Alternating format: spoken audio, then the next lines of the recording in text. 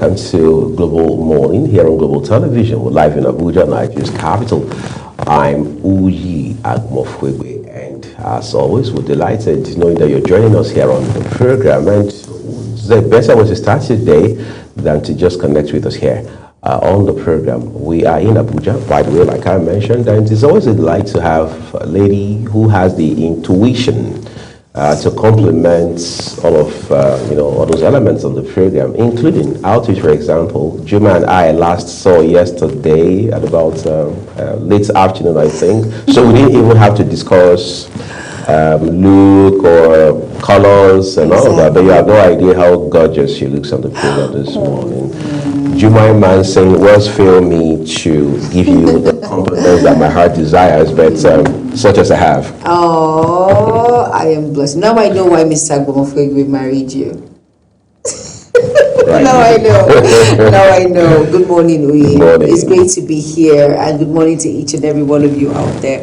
It's a beautiful Wednesday morning. It's a midweek. Thank God for life, and of course, I am Jemai Manson, and I'm surprised we are. What do you call it now? Well, I hear young people say you're twinning. You're twinning. Like you're not. What are you talking about? I don't know about you. So, somebody says I must be close to 50 because I'm going gray. But and it's not true. It's not true. And I chuckle every time I hear that. Right. You don't know it's hereditary to have grays. Sure.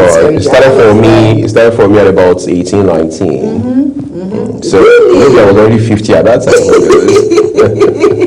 Like my very good friend Ihaina Chopras, he has all of that too. Although he's advanced, but at the same time, it's not as what people think his age is. But it's great to be here though, and I'm glad we're twinning. We're on blue today. Right. Really? That's royal. That's royal. That's royalty. It is. And we'd like to say a big thank you to everyone who joins us here every day. We do not take that decision. No, we don't. And that sacrifice for granted. Yes. And we also hope that those who have been leading us the whole time since 1999, and those who now intend to join that leadership going into 2027 will also make sacrifices and do right by the country, because whether you like it or not, leadership is about sacrifice. Yes. Of course, leading by example. Oh, yes. As well. We need to see all of those. Every politician now wants to be president, governor, House of Reps member, senator, and what have you. But the question is, who is that person that wants to do right by the people? Very important. We need to see all of that. And that's why we keep saying that, look, the sort of conversation we are having, the issues we are speaking to are all a pointer to whether or not we're ready to reposition this country and ensure that we do right by our people. Very importantly, Uyi, and like I said, you have to be very passionate to have the people at heart. Right. You, the leader, as well, because that goes a long way, because you will understand the plight of what these individuals feel before you can actually do right by the people. Because if you have no clue or you're clueless when it comes to what the brunt of weight individuals are facing in the society, you will not understand. Right. So it has to be a man or a woman who is empathetic, who is sympathetic, who understands that these are the most important basics that we need that can actually move a country forward so we can thrive. And then we can say that you can actually lead by example to understand the areas in which you should close, open, and all of that. That will go a long way, basically. It will. And we do hope that citizens as well, especially the voting public, will make the right decision, whether you're voting at the national level or, for someone at the national level or at the grassroots level. Because what I would like you to know, there's also the gap, Juma, in terms of our understanding as a people of the democratic process. Yes. Right. People feel, well, our concern, really, our obsession should be to determine who becomes president. Nobody says that's not important, but that's a superstructure, right? Underneath all of that, you have those who will lead at a local level, all right? The governors, for example, you have members of the House of Assembly, and we have like 36 of them across this country. Those are the people who are closest to you, all right? And of course, you talk about the federal lawmakers, members of the House of Representatives, the senators, those who ordinarily should have their constituency offices that are close to the people, where you can advance your petition, where you can talk about issues that bother your constituency or your senatorial district, and things like that. So we must change the narrative in terms of how we engage the political class in this electionary period, so that we don't continue to have this situation where you can influence people with, what's it called again, half bag of rice or even less, with 5,000 or 10,000 or some balls of onion, then a gallon of oil and what have you. It must be about the issues, and there must be accountability, because that's what is lacking. You can't ask politicians about how they are leading. You can't ask them about their stewardship, because they're supposed to be larger than life. They're supposed to be above the law. We have to change all of that. Some people say, well, we've got to blame it on our constitution. The constitution puts so much of power in the hands of the president, in the hands of the governors. But there are also aspects of the constitution, constitutional provisions that make it possible for us to hold these people accountable. Yes, of course. But again, the bad news is, as they say, when you have a system that has weaponized poverty over time, the people are, for the most part, helpless. Yes, of course. And that's why sometimes you can understand it when individuals are lackadaisical when it comes out to casting their votes, forgetting the fact that that is their power. They do not care, because they feel there is no transparency, no accountability when it comes to all of that. And that is why we need to get our power back. Like you mentioned, the Constitution plays a lot of weight, a lot of power to the president and these individuals, but forgetting the fact that there are some areas in the Constitution that actually gives us the power, gives us the mandate also to actually pursue and do the right thing and do the needful when it comes to decision making and all of that, and what we want, accountability on check. So as long as this is it, I think, like I said, it's all about restructuring, everyone going back to the drawing board, strategizing, to giving that hope to people in our society to understand that, come on, you have the power and you can cast your vote, and at the same time, that individual you know that can do a great job in leading us as a people and of course as a nation will be the one on that seat without any dilly-dally at the end of the day. Right, of course. Well, as they say, the taste of the pudding is in the eating. Yes, it is. That means that this round of elections will test our resilience, our commitment, and our focus as a people in terms of how we come out. Let's defy the odds. Let's turn the tide against apathy, all right? Because that's the problem in our election or electoral cycles, all right? Let's come out in our numbers and make our voices heard through the ballot, all right? We're taking a quick break. Politics is big on the program today, whether it's the ruling party or the opposition. We've seen so much of alignments and realignments now across the board. But again, what do all of these mean for not just 2027, but our democratic process? All of that and more behind this short break. Please do stay with us.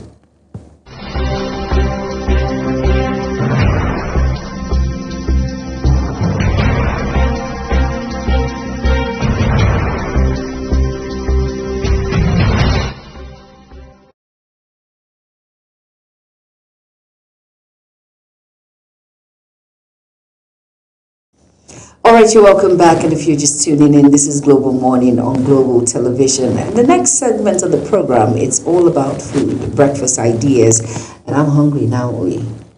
Yeah, every time you mention food, you start getting hungry. Exactly. What is it? Can you wait till 10 a.m.? No, I cannot. And that is why the next segment is Taste and Texture. Stay tuned. Hello, everyone, and welcome to Taste and Texture. This is Saada Sugariba, your creative chef. In today's episode of the program, we'll be making yam and scrambled eggs. Yam and egg is the ultimate breakfast consumed in Nigerian homes.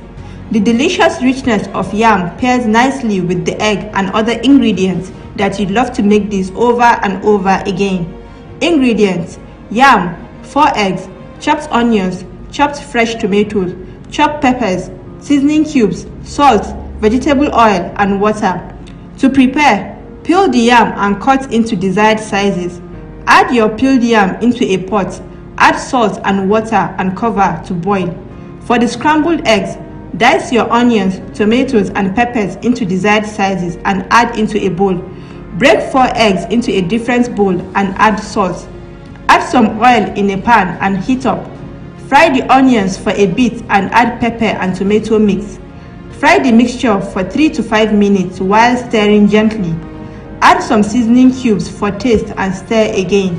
Add your eggs to the fried mixture and allow to fry for 3 to 5 minutes while stirring gently. Allow the oil to evaporate and turn down the heat. There you have it, your yam and scrambled eggs is ready. That's a wrap on today's episode of Taste and Texture. I hope you enjoyed these culinary demonstrations and trust you will try this recipe at home.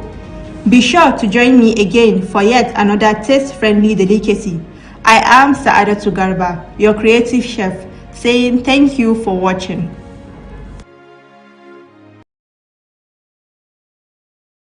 All right, you're welcome back from that delicious segment of Taste and Texture. My favorite, by the way, yam and eggs. Yeah, it works magic. It works.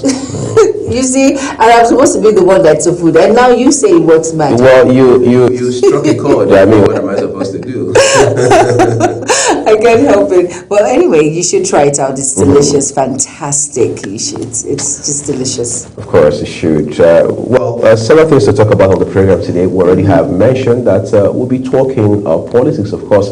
We'll also be looking at issues concerning insecurity. We understand that, sadly so, attacks have resumed again in the Plateau. That's talking about Plateau State. Varkin-Ladi, the local government in particular, which in recent times has been in the news for all the wrong reasons, of course, bordering on insecurity, is being highlighted. It's becoming a hotspot once again, and we understand the state government is responding. But just recently, the governor, talking about Barrister Caleb Mutfwang, said it is desperate politicians who are behind this insecurity, this increase in insecurity in the states. Well, while the governor may have his facts, may have his opinion, of course, is the chief executive of the states, it is worrisome when leaders speak in that manner. Because I'm wondering, when you say that, my friend has something she calls TMI, too much information, right?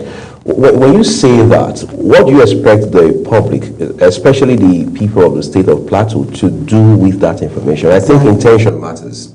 If I say, Jumai, today is Wednesday, I'll be traveling to Lagos at about 4 p.m. I need to meet with a couple of friends. What does Jumai need that information for? Exactly. What uses it for her? Maybe my wife needs that information, yes, but not Jumai. Maybe I have a colleague elsewhere who needs that information, but not Jumai. So when you say it is desperate politicians, who are these desperate politicians? Have you shared that information? Because it seems you know their names as the governor of the state, with the DSS, with the police, with the relevant authorities. Yes. Is it something you have also escalated to the president, being the commander-in-chief of the armed forces of the Federal Republic of Nigeria? So I think most times we still play around politics when these things happen, forgetting in the middle of it that there are lives involved. Yes, I think that's the thing. I think we forget so much that there are lives involved when it comes to all of these games or masterminding or whatever you call it when it comes to politics. Like, you know, politicians, I always say that integrity is very, very important. It goes a long way because people take you by your word. And that is why we have individuals, we have followers, because they believe in what you say. Whatever comes out from your mouth for them is gold, is signed, sealed, and of course delivered. So they have to tread softly when it comes to issues, especially when it has to do with followers. And the kind of information that you give, it just makes it look as if you're not even empathetic about what is going on in that particular state. Being the number one citizen, by the way, it baffles me as a Nigerian. Now, not as a broadcast journalist, but as a Nigerian, you just wonder, these individuals who are in this particular position, don't you understand the gravity of the words that you put out there? It's not just, it's individuals who are behind you that takes it upon themselves. In the British Palace, they said people drink paracetamol on other people's headaches. That's how they take this. They can actually start a particular conflict that it will shock you, just that word alone. And you know, it has a lot to do with integrity. If it's a political arena, or if it's a political affair, come out and be bold and call out these names of these individuals so we can actually nip all of this particular menace in the bud when it comes to this dilly-dally of issues playing back and forth in this particular. It's tiring and it's worrisome and very painful because lives are at stake. You know, it's sad when you have a handful of governors do this, right? Not too long ago, sometime last year, it was the governor of Benue State, Reverend Father Hyacinth Alia, who said it was politicians in Abuja that were responsible for insecurity that were in Benue State. And then we're wondering, who are these politicians? How did we get to that conclusion? Because when a governor of a state in a country like Nigeria speaks, you're not supposed to, like my mom would say, wave it out with the left hand, right? So, on what basis did we reach that conclusion? Exactly. What are we doing with that information, right? We saw at the point was over 200 people, we understand from news reports, from the Yawata killings, all right? But in all of this, all we're hearing is we know those who are behind, blah, blah, blah, blah, blah. So we're saying that, and faceless right? At the same time. I mean, let's move beyond rhetorics and look at the real factors, the underlying factors driving insecurity, because people are dying every day. It's not just only in the north, even in the south. We may say the variables are not the same, but the impact is essentially the same. Yes, it is. Just a few days ago, just right in front of the gate of the University of Benin, a young man was killed right inside his vehicle. I mean, it was point blank. We understand it was masked men who did that. The university authorities have, of course, responded as always, denying that the person in question was not a bona fide student of the university, blah, blah, blah. That's even begging the issue. But the point being made is that insecurity has found some sort of footprint, so to say, across our country. Oh, yes, it has. Just yesterday, I read a piece of news, no, it was this morning, first thing this morning, incidentally, of people being kidnapped in Ogun State. My head spins for a second. I'm like, hold on, Ogun State kidnapping? But it is the reality we're dealing with right now. So when you look at the preponderance of attacks, you are asking, should governors be, as it were, flippant with words at this particular point in time? Because these are the most sensitive issues we've had to deal with as a country. And I think, for me, I think because these words of the governors, because they're the number one citizen of the state, it carries a lot of weight. I think there should be a policy that says you should be careful with the kind of words you put out there. You know, there's sometimes when you say clerics, imams should say the right thing. There's some religious leaders who come on board. Just preach and pray. Let's commit our ways to God. Don't bring politics into it. Keep your opinions to yourself. Keep your opinions to yourself. You don't have to rub it on Uyi or the Amina that goes to the mosque. No, keep it to yourself. Let's come do what we need to do. Worship God and teach the teachings and all of that. Don't bring politics into it. For as much as we say that, we come out and say political leaders religious leaders, because individuals listen to what you say because they believe that you will not do no harm or wrong. It's very important. It should fall upon governors also, because you're the number one citizen of that state, and what you say carry a lot of weight. So you have to be very careful, because it can actually intercede and cause commotions and problems in that particular state. And it might not be, it might not be, but because of that statement, you hear of all of these criminal cases, banditry, kidnappings coming up, because in the minds of people, it's individuals behind it who are well-known or politics who are masterminding this particular attacks. Right. People just take advantage of it. They do, and they seem to be getting away with it. All right, but hopefully we put our foot down, be resolved enough to ensure that we bring all of this to an end within the shortest possible time. It's time to lift your spirits, and Ramsey Enoch Agbo, as usual, is standing by to bring you heart-to-heart inspirational.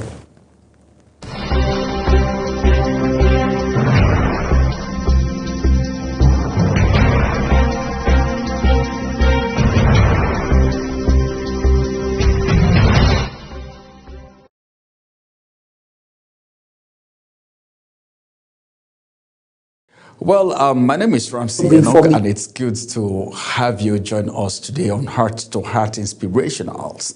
And let's get you inspired, because we value you. You are very important. You mean so much to this generation. Do you know why? Because if anything happens to you on this journey of destiny, it means something has gone wrong with a generation, because you are a potential destiny helper. But then, what step are you taking? All right? Where are you? What are you doing? My name is Ramsey Enoch Agbo. Small steps still move forward. We love big breakthrough. A lot of people want to be big men overnight. They just wake up overnight and they want to be big men, not knowing what it takes to be a big man, to be a big woman. Breakthroughs are things that we are supposed to enjoy, but then, does it just fall from heaven? No. One thing we need to understand is that there are things we need to do to really be successful in life. How much work are you putting into yourself? We need to know that life has so much for us. The truth is this: we love big breakthrough, yeah, that's true, but we underestimate small obedience. Small obedience. And that's the reason you see a lot of people make resolutions and they don't keep to it. You see a lot of people do their to-do list for the day and they are not keeping it. Discipline and obedience to small things. You know, little foxes that destroy the vine. You may think those things are small, they don't matter. But then it makes you accelerate. It makes you move forward in life. We celebrate overnight success, but ignore daily discipline. How many people are disciplined today? Even CEOs, they are not disciplined today. A lot of people are not disciplined today. Business owners are not disciplined today. A lot of people have eaten their capitals. Yes, a lot of people. I know of people who ate their capitals. Some even went into debt. These are people that were making millions. I know. I'm not talking abstract. These are people that I know. Where are they today? What happened? Discipline. I've even walked to someone before to say, hey, come on. Do you know what? I know it's your business. I know it's your company. I know you are in charge. But then, instead of just putting your hand into the business money and taking out of it every day, place yourself on salary. Be a salary earner. Let the business pay you. Oversee it. Let it pay you. You don't just wake up without discipline. Oh, you have a need.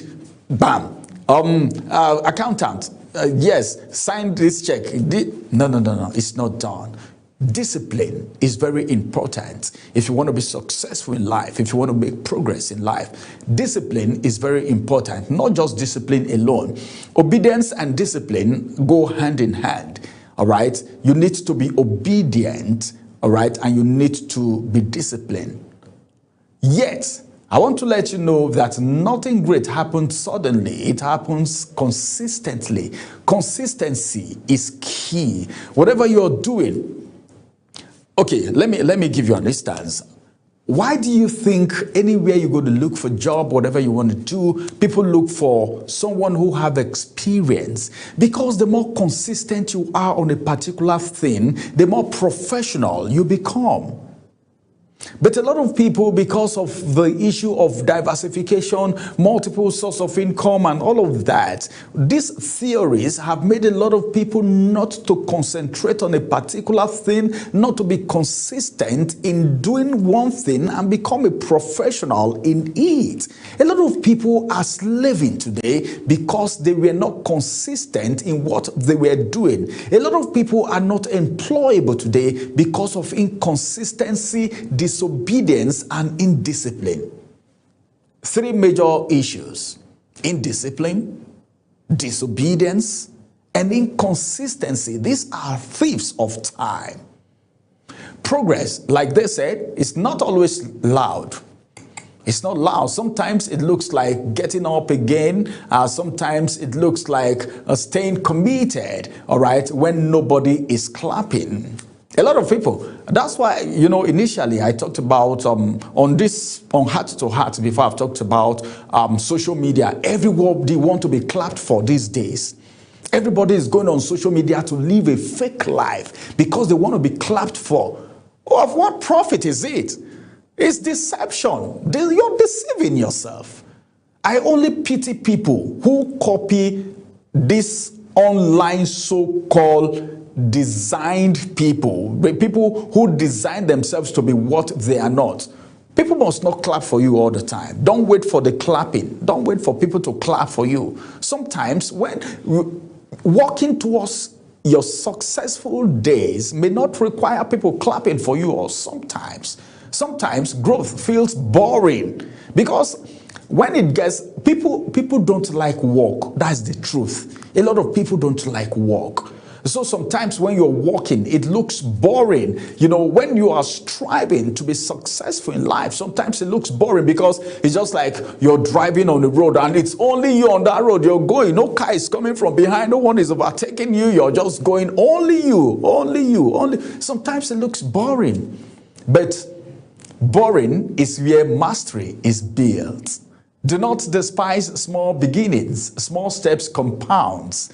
Small habits accumulate, and of course, small disciplines create massive outcome.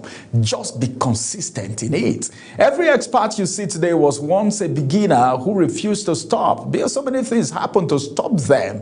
You know, when you're starting a business from the scratch, it is very difficult. If you are not consistent, disciplined, and obedient, you run away.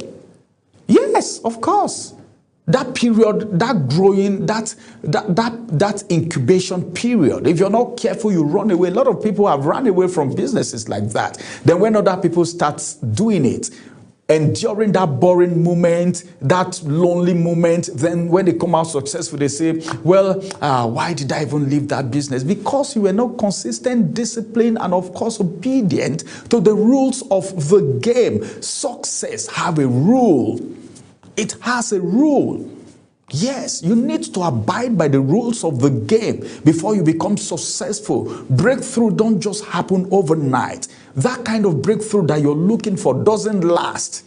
Yes, a dribbling tap can fill a bucket over time. Don't you know? Provided there is consistency, it's dripping. Pim, pim. All right, let me give an instance. For instance, you get to the hospital and they give someone drip, all right? There is drip on a patient in the hospital. You see the way it drops, pim, pim, pim. It will appear as if it's never going to get finished. But just give it a time. That drip will finish. Everything will finish into the patient's body. But it's dripping. It takes patience, all right? Not because the drops are big, but because they are consistent. It's dropping. Because of the consistency, whatever you're doing, please ensure to be consistent. If you really want to make it, if you really want to succeed, focus on the progress, not the perfection. Celebrate effort, not just outcomes. Show up when motivation is low. You might not see. Let me tell you something. A lot of people don't celebrate upcomings. That period where you are struggling to be successful, when you're struggling to grow, a lot of people just look at the ignore. Some will not even take you serious. And that's why you need to be careful the kind of relationship you keep. I pity for people who push aside people that were with them when they were in their incubation period, when they were trying to become successful in life, the people that encourage them. Somebody may not even give you all the money, but the encouragement coming is enough. Consistency turns into ordinary actions into extraordinary results. Yes, by the time you're consistent, it turns ordinary action into extraordinary results. All right, keep going. Small steps taken daily will carry you further than big intentions that was never acted upon. A lot of people have big dreams, but they never acted on it. Where are they today? They are nowhere to be found. Well, you need to dream big and you need to act on the big dream, no matter how small, on a daily basis. Be consistent, be obedient, and of course, what else? Be faithful to whatever it is you're doing. Many thanks. I'll come on your way again. My name is Ramsey Enoch. Bye-bye for now.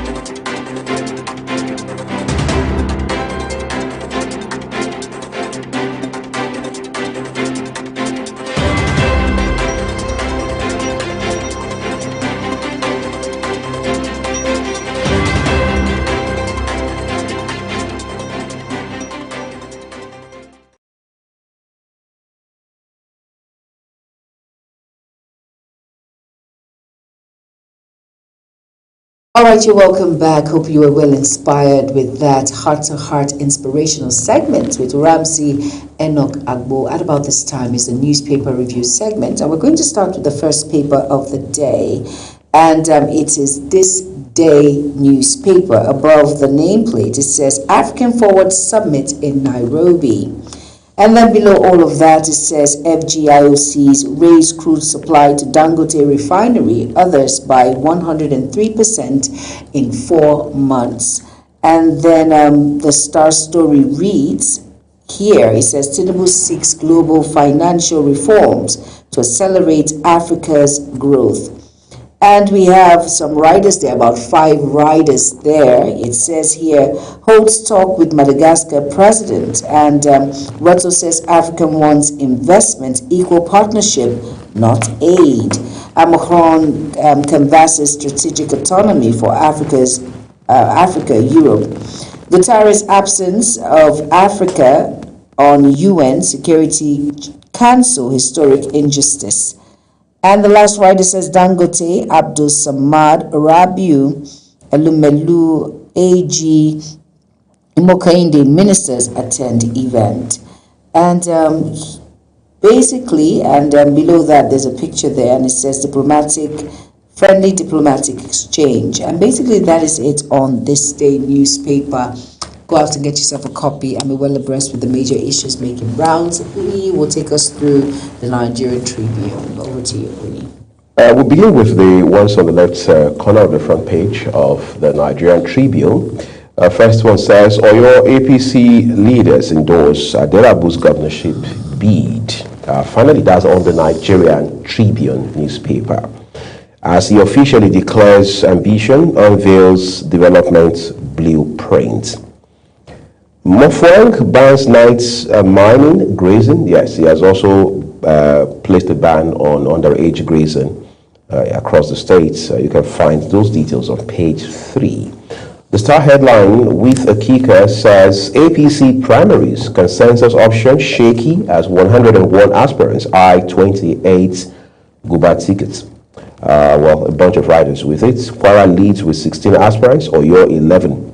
Yayi Amzat get challenges in Ogun, Lagos. Mofwang Fubara, Alia face opposition. Borno's consensus successful. Ogun senatorial stakeholders present Abiodun as consensus candidate. I will emerge victorious at APC senatorial primary. Daniel, incidentally, the incumbent governor, Dapo Abiodun, and his predecessor, talking about Benga Daniel, are from the same senatorial district. So it's going to be a clash of titans of some kind between both gentlemen. Insecurity, Nigeria under siege. That is attributed to former Vice President Atiku Abubakar. Asks federal government to treat insecurity or security collapse as national emergency. On page 4 is where you can read up those details. Nigeria's petroleum consumption surged to 51.1 million liters per day in April, according to NMDPRA. Africa loses $89 billion annually to illicit financial flows, tax exports. More antivirus cases may emerge in coming weeks. That's coming from the World Health Organization, and it's a reason we should also be on guard back at home, Jumai. Very because important. We may not have any case here in Africa, and of course indeed Nigeria, but it doesn't mean we should go to bed just yet, because the WHO now is reporting that there are chances of emergence of more cases. So if that's the, what it says in terms of the indications, it means that we can't afford to be slack at this point in time. No, we cannot afford to be slack. You know, I spoke to a doctor and he threw more light. That's why you have to look out for a health guide. We spoke a lot concerning the antivirus. It's very important that you take precautionary measures. If it's not here, it doesn't mean that it's not out there. So it's very important that you do the necessary precautionary measures to avoid getting that at all. And well, those are your headlines. Please be sure you read up details for yourself, so you can at least get the meat of the news, so to say. Next part of call is the Vanguard newspaper. All right, the Vanguard newspaper. Above the nameplate, it says petrol consumption jumps 10.8% to 52.4 million, defiles higher pump prices, and that's on page 20.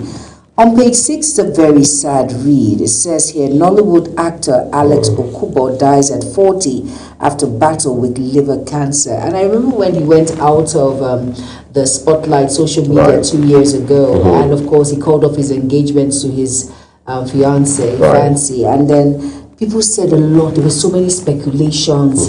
They said a lot of horrifying and gory thing about this particular actor. Not only that, he had his own issues he was battling with, and that is why people should be very careful with how they talk about individuals or say it's very important. We should be very careful. Now, everyone knows that he had a particular issue, which was liver cancer. So I hope everyone's in the Pigeon Palace, everybody's eyes are now cleared. Now, it's just unfortunately, his soul rests in perfect peace. And on page 10 here, it says 2027 polls, Makinde to declare presidential ambition, unveil PDP-APM alliance. That's on page 10. And on page 8, it says British government has no preferred candidate in Nigeria's elections, says envoy. Okay, we heard that now.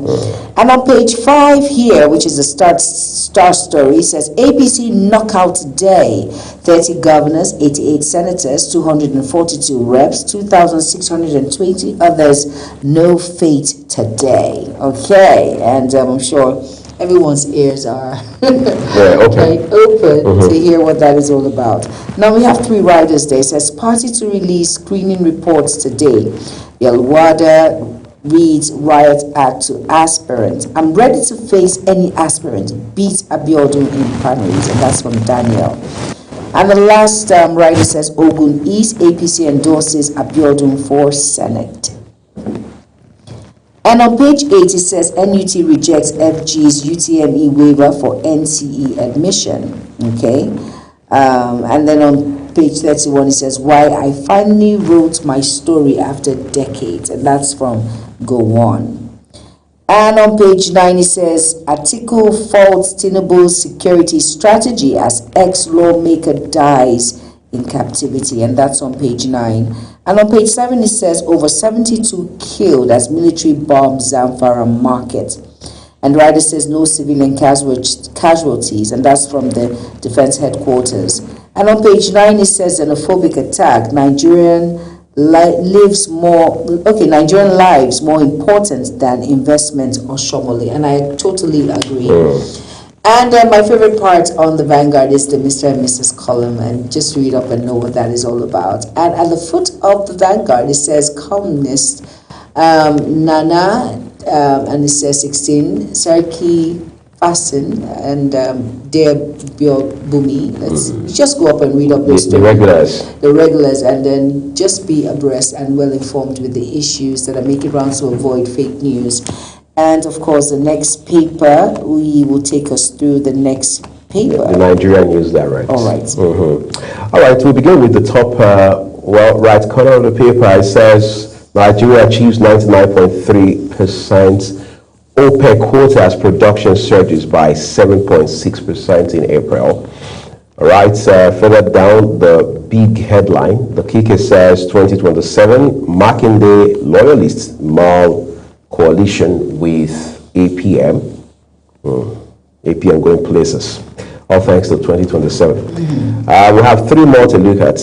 But first off, we turn to the one bottom left. Why I swapped banking for fashion or a career. That's Africa's richest woman, Lucky Jade, talking on page 19 of the Nigerian News Direct today. 1,000 global delegates to converge in Lagos for Invest Lagos Summit. 12 years after abduction, Chibok girls graduates from university. Wow. I mean, who says we can't achieve big things from a small place? Yes, we can. Once you put your mind, your soul, your body to it, you can. It was 12 years this last February. Yes, just putting your mind to it and knowing that you don't have to be from a very small place to excel. You can excel wherever you put your mind to it. Well, may Chibok of 2014 never happen to Nigeria again. Never ever. Any part of the country. Not so many headlines from the Nigerian News Direct today, but you can make do with what we do have on the front page by reading up details for yourself as we now turn to the Punch newspaper. All right, now the Punch newspaper giving us some very punchy headlines in the words of Uy. Right. And above the nameplate on the Punch, it says NDC pegs presidential form at 60 million naira. Primaries hold May 29th. And if you're wondering where that really is, it's on page 8 on the Punch. And on page 10, it says CBN order, 4 banks release 321.181 dormant accounts. And on page 9, it says Gowon unveils memoir, defense civil war defense civil war choices, and that's on page 9. And on page 2, it says Makinde may join 2027 presidential race Thursday, and that's on page 2. And then the star stories on the pre-primary screening, it says here tension mounts as APC panels disqualify over 150 aspirants. Okay. I know Wiki said it before, even if you defect to APC, it doesn't give you that guarantee that you will come back for come back again to hold that position. Is that what we're seeing now? Well, it's playing out now because, Jumai, let's bring a bit of human element into all of this. So here's the scenario I'd like to paint for a second. Please paint it. There's a governor in a state. Let's call it State A, right? So the governor is not a member of the APC. But for some reason, whether selfish or altruistic, decides to defect or decamp to the APC. Meanwhile, the APC in that state already has its own leadership architecture. Yes. That's at the state level. You have the chairman and the other members of the executive. And then you have, most times, not a member of the executive in the state, but a leader of the APC in that state. In the case of Edo, for example, you have a gentleman like Oshomole. You have someone like Isaiah. These are leaders of the APC. They don't necessarily need to be part of the formal leadership structure. But people in the state, especially those within the political space, know that these are leaders of the party. Yes. So if this governor now moves from his party, whatever the name of that party may be, to the APC, the question is, does it become the leader of the APC in that state? The APC says yes, it becomes our leader in that state. But here's the problem. You already have people in that state who are most times referred to as the legacy members of the APC. True. Now, what that means is that these are people who have been in the party very long. Most of them have seen the, if you like, metamorphosis of the party from AD to AC to ACN and now to APC. So they've been there long enough. Many of them started with the president right from 1998, 1999. So these people have a sense of entitlement, and validly so. Validly so. So the long and short of the story is, in the final analysis, there's going to be a clash between both groups. The governor and his base on the one hand, and the legacy members on the other. I'll give you a quick example. So you have a place like Delta State, where it has been PDP since 1999 until last year, when Governor Sheriff Oborevori defected. However, in that same state, you have people like former Deputy President of the Senate, talking about Barrister Oviamu Agege, who has been a member and a leader of the party in that state for a long time. So was news came out that Governor Oborevori was decamping or defected, as they say. The first question was, who now becomes the leader of the APC in Delta State? Exactly. Again, the APC says it is the governor. Well, because in Nigeria, governors are big. I don't know how you're going to define big within this context, but they are big, they are influential, they have the watchers, the resources are with them. And that's the reason every time a governor decamps to a party, the party celebrates. They are not necessarily celebrating because, for no other reason, other than the fact that money has come. We've got to call it what it is. Money has come, clout has come, political influence and value has come. That's the way it is seen. I'll give you an example. We're hearing now that Governor Seyi Makinde will likely declare his intention to stand for president on Thursday. That's tomorrow. So, it's a matter of 24 hours away from here.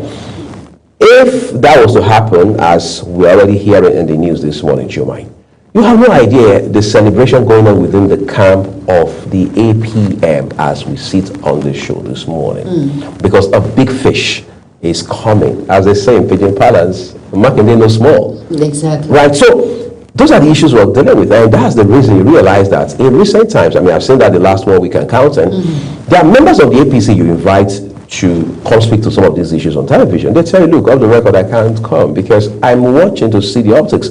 I want to see how the primaries will go. I want to see who emerges and who doesn't, because for them, those will determine largely what next steps they will take, whether they are going to leave the party altogether, stay in the party and support the party wholeheartedly, or this party is dangerous, stay in the party and work against the party, what they call anti-party activity. So most of these parties, including the APC, are not necessarily in a good place, at least not in as good a place as we assume they are in. Okay.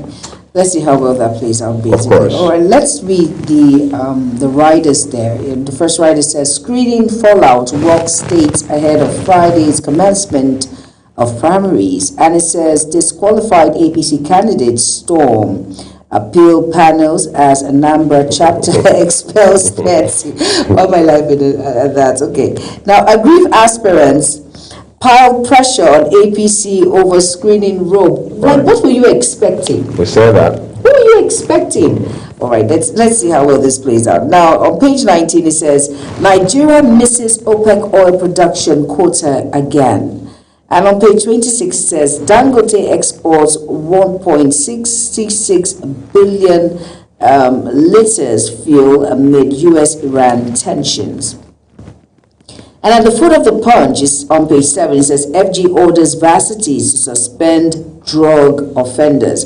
And on page 5, it says, medical report, outrage as EFCC operatives assault Uni-Yo doctor workers. That's sad. And it says, military disrupts terror operation, intercepts 400 Starlink devices. And that's on page 7. And those are all the major headlines on the Punch newspaper. Go out and get yourself a copy to be well informed with the major issues making rounds. Next, the Daily Trust. All right, top left is where we begin from on the front page of the Daily Trust newspaper this morning. Hurdles before second term APC governors. Well, that's the conversation Juma and I were just having a while ago. All right, so on page 4 is where those details await you. 11-month blackout cripples businesses in FCT communities. That's almost a year. I cannot imagine how difficult it has been for residents and businesses. Gunmen attack Kano community, kill 5, leading us to the big one, over 100 killed in Zamfara markets. Airstrike. Over 100. Over 100, that's a lot. Oh my God, it's really sad. But I hope those terrorists that were killed, right? Because it says airstrike. Yes, are not civilians. Yes. It says many killed in airstrike in Zerumi, Zamfara State. There's infographics on the front page to just give you an insight. All right, so you can look it up for, if you like, data points, as they call them, right? Okay, woman says husband, co-wife, children ablaze. Woman says husband, co-wife, You don't have to children emphasize on the woman, we saw it already. no emphasis on the woman. I'm just trying to find a way to make it settle because it's big on my brain. It's very big. I tell people, if you cannot accept a particular thing, then don't go into it at all. Take a walk. Like it's not that deep. It's not that hard. And that is why men should always have conversations with the first wife. Okay, hi. You don't do it behind her back. It's more painful. Right. But when you come and you speak amicably about it, okay, and of course, Islam permits 4 wives, as long as you can love them equally, but there's some. But here, it doesn't even say. It doesn't even say, but I'm just saying, there's some religion. You're trying to put the context. I'm just trying to put the context with that, and it's accept, they understand, and he shows love to 4 of his wives, and everyone is happy, and you'll be shocked that the first or second wife takes the kids as theirs. There's just so much cooperation and love. But once there's so much bitterness, I wonder what he did wrong.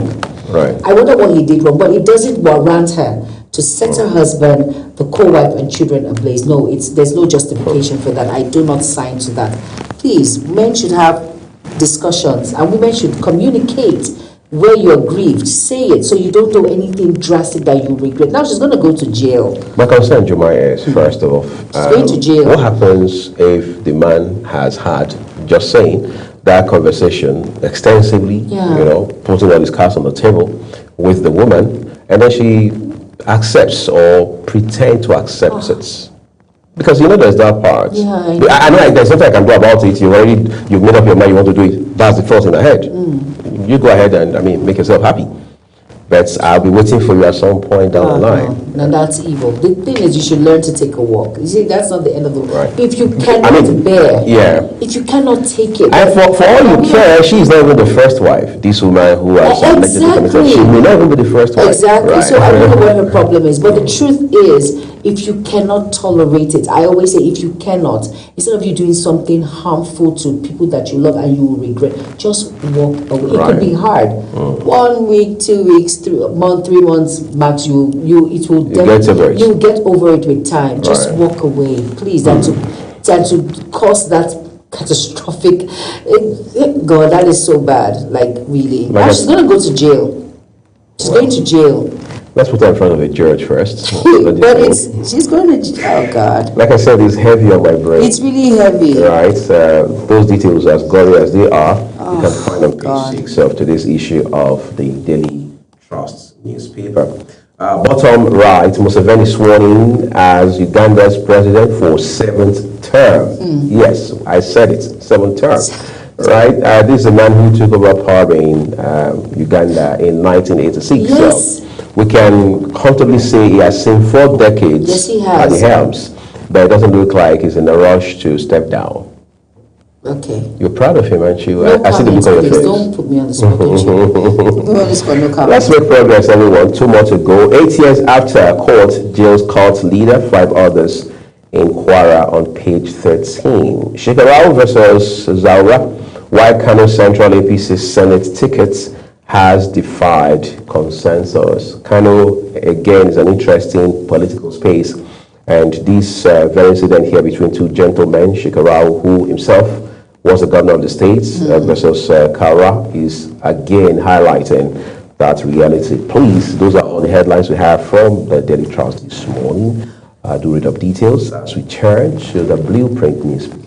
All right, now the Blueprint newspaper, and above the nameplate on page 13, it says 2026 Hajj, Saudi Ministry of Health licenses NATCON clinics for operations. And below the nameplate there on page 19, it says UK Prime Minister Starmer under pressure to quit.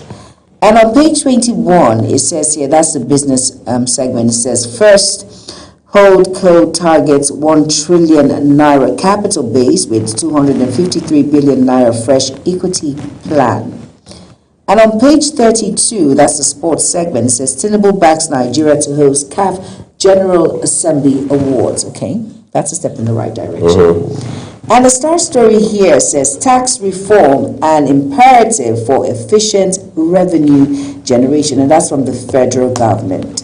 Let's see how well that plays out. And the writer says here, from the words of Oyedele, it says it's to build stronger fiscal foundation for Nigeria, and a tax expert says Africa loses $89 billion to illicit financial flows annually. And below that, it reads here, ASU threatens industrial action over non-implementation of newly signed agreement. And I'm still on the Blueprint newspaper here. It says here, swearing by Quran will sway repentant terrorists from their old ways. And that's from the USG, okay? Let's see how well they adhere to that. And on page 19 it says Nasarawa Varsity students regain freedom. Police arrest 2 kidnapped victims. Okay. And on page 7 it says U.S. cost of Iran war nearing $29 billion. And that's from the Pentagon. And NBC on page 7 says 1,347 died in road crashes involving commercial vehicles in Q1 2026. And on the foot it says Fidelity Bank's gross earning of 45%, shareholders' funds gross 1 trillion naira mark, and then that's on page 22. And basically those are all the major headlines on the Blueprint newspaper. Next is the New Telegraph. Thank you. All right, so these are penultimate paper. By the way, top, it says Nigerian manufacturers struggle as rising cost currency wars eat into profits. Bagudu reforms boosted Nigeria's revenue by 41% to 28 trillion naira in 3 years. You can read up those details on page 25. U.S. inflation jumps to 3.8% as energy costs surge from Iran war. Alleged 35 million naira misappropriation, SDP crisis deepens as court arraigns the BAM grants 3 million naira bail. Work not over, WHO chief Ghebreyesus says after antivirus evacuation. NAS reviews Data Protection Act to tackle emerging threat.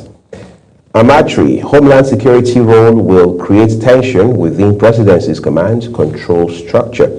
Foresees high duplication risk, Tinubu overwhelmed by insecurity. That's according to former Vice President Atiku. The term Homeland meaningless in Nigeria context, ADC, interesting. 2027, probe, remove governors using public funds for campaigns, action aid. Well, as I say again on the streets, not be today. Well, yes, governors have always done that unless you want to sit here and pretend about it. Of course. Right. The way you said it just cracks me up. ADC to APC. FAC allocations for development, not for Tinubu's re-election.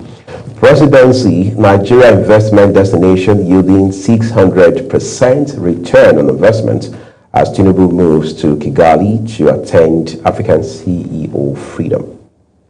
What more do we have? Insecurity, troops seize over 400 satellite internet devices used by terrorists in Northeast. You must be kidding me. 400 satellites internet devices. That means they are not like Juma and Uyu say my internet connection is not reliable, because this is satellite we're talking. Yes, it's you can.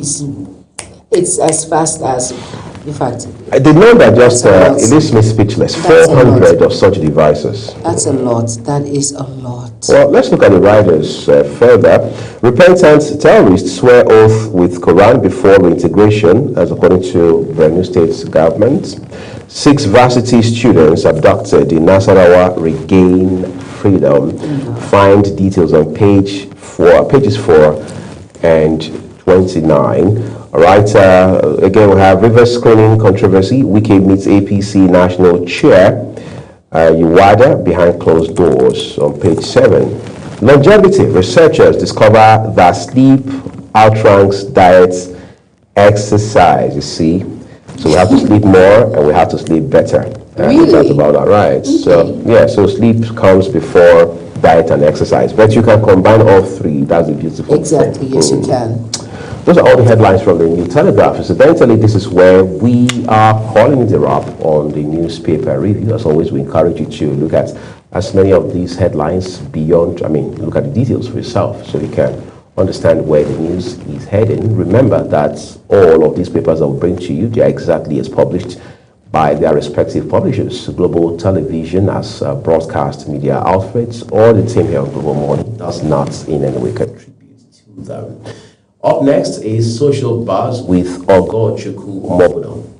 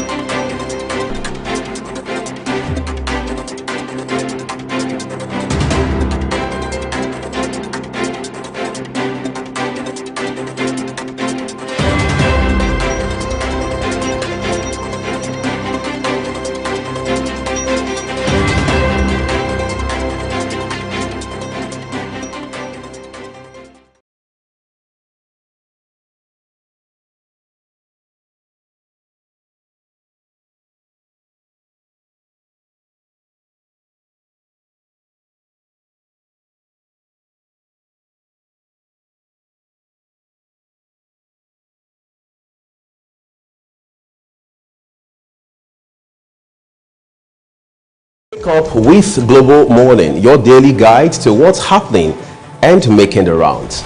We delve into headlines, newspaper reviews, spot-on analysis, policies, current events, real talk, real issues that affect us all. From the latest trends to the debates, every topic, every angle, Global Morning is where it all starts.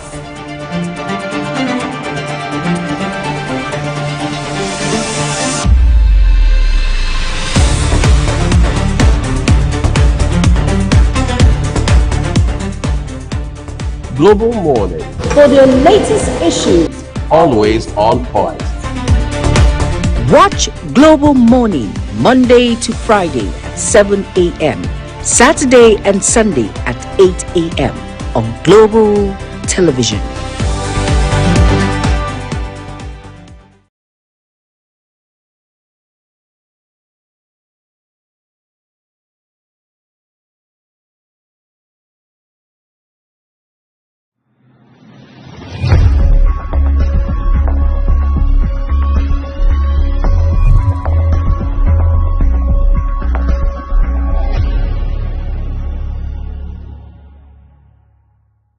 At Witchtech Cables, we don't just make cables, we deliver excellence. Our products are built with advanced technology, trusted for their unmatched quality and durability. With a wide range of cables, swift delivery, and continuous innovation, we stay ahead of the market demand. We are proudly Nigerian, fully indigenous, yet world-class. Backed by a professional team, strong technical support, and a deep commitment to customer satisfaction. Witchtech Cables is more than a brand, it's a promise. Witchtech Cables, quality cables better than the best.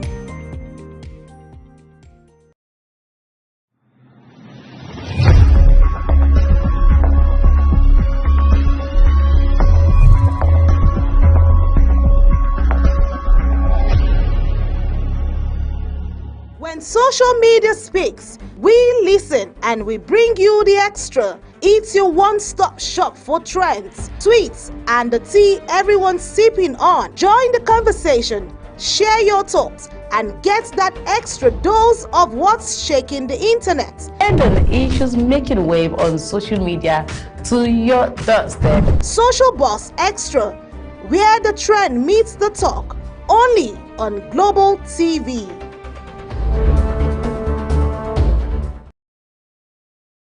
Good morning, Nigerians and viewers around the world. It's time to look at buzzing issues on social media.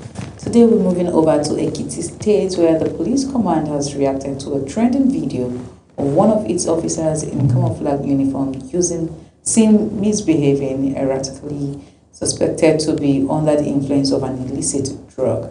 The trending video shows some residents of the state attempting to stabilize the officer, who was a bit violent in his disposition. In a statement released by ASP Abutu Sunday, spokesperson of the command said, upon noticing the video, the command swung into action, identified the officer, arrested him, and took him into custody. The police sergeant, who is currently serving at the Kole Ekiti Division Police Headquarters, is in custody, though in a stable condition, and will be made to undergo disciplinary procedure, Abutu said. The police image maker added that the Commissioner of Police, CP Falade Adegoroye Michael, has ordered that the police officer be subjected to psychological and medical evaluation preparatory to the commencement of disciplinary actions against him. The Commissioner of Police unequivocally stated that the behavior portrayed by the policeman in the video does not depict the standard discipline of the Nigerian police force. Let's take a look at that video.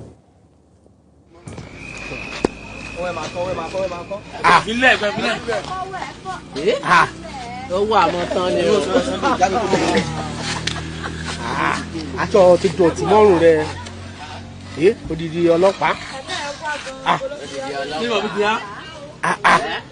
odidi ọlọ́pàá kò agbékólóòsì ó lọ fà ó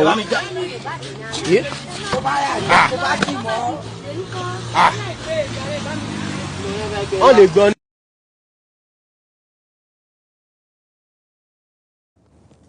Too bad. Like, I think since last week, that in fact throughout this month, from the 1st of this month of May, we've been talking about police and misconduct of police, and it's so bad that we have to keep talking about this, and these videos keep coming out on the internet. I always say that Whenever it's on social media, you see thousands of persons view these videos, and you actually do not know where these videos will go to. I also said something yesterday. I said, or that was on Monday. I said, when a child goes outside to misbehave and they report to the parents try to shield that child, then bring the child inside and discipline that child.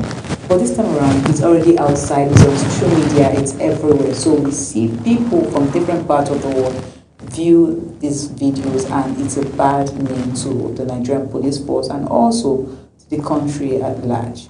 Well, let's take a look at some comments from social media as regards this topic. And the first comments come from Model Protege. And Model says, imagine what would have happened if he had a gun and there was an altercation between him and a victim. And a civilian, I beg your pardon. May God save Nigerians, all right? Honestly, I don't want to imagine that, because we just lost a life in Warri because of these violence, and we don't know what exactly led to that. Well, the next comment is coming from your favorite bed driver, and okay, so your favorite Uber driver, I beg your pardon.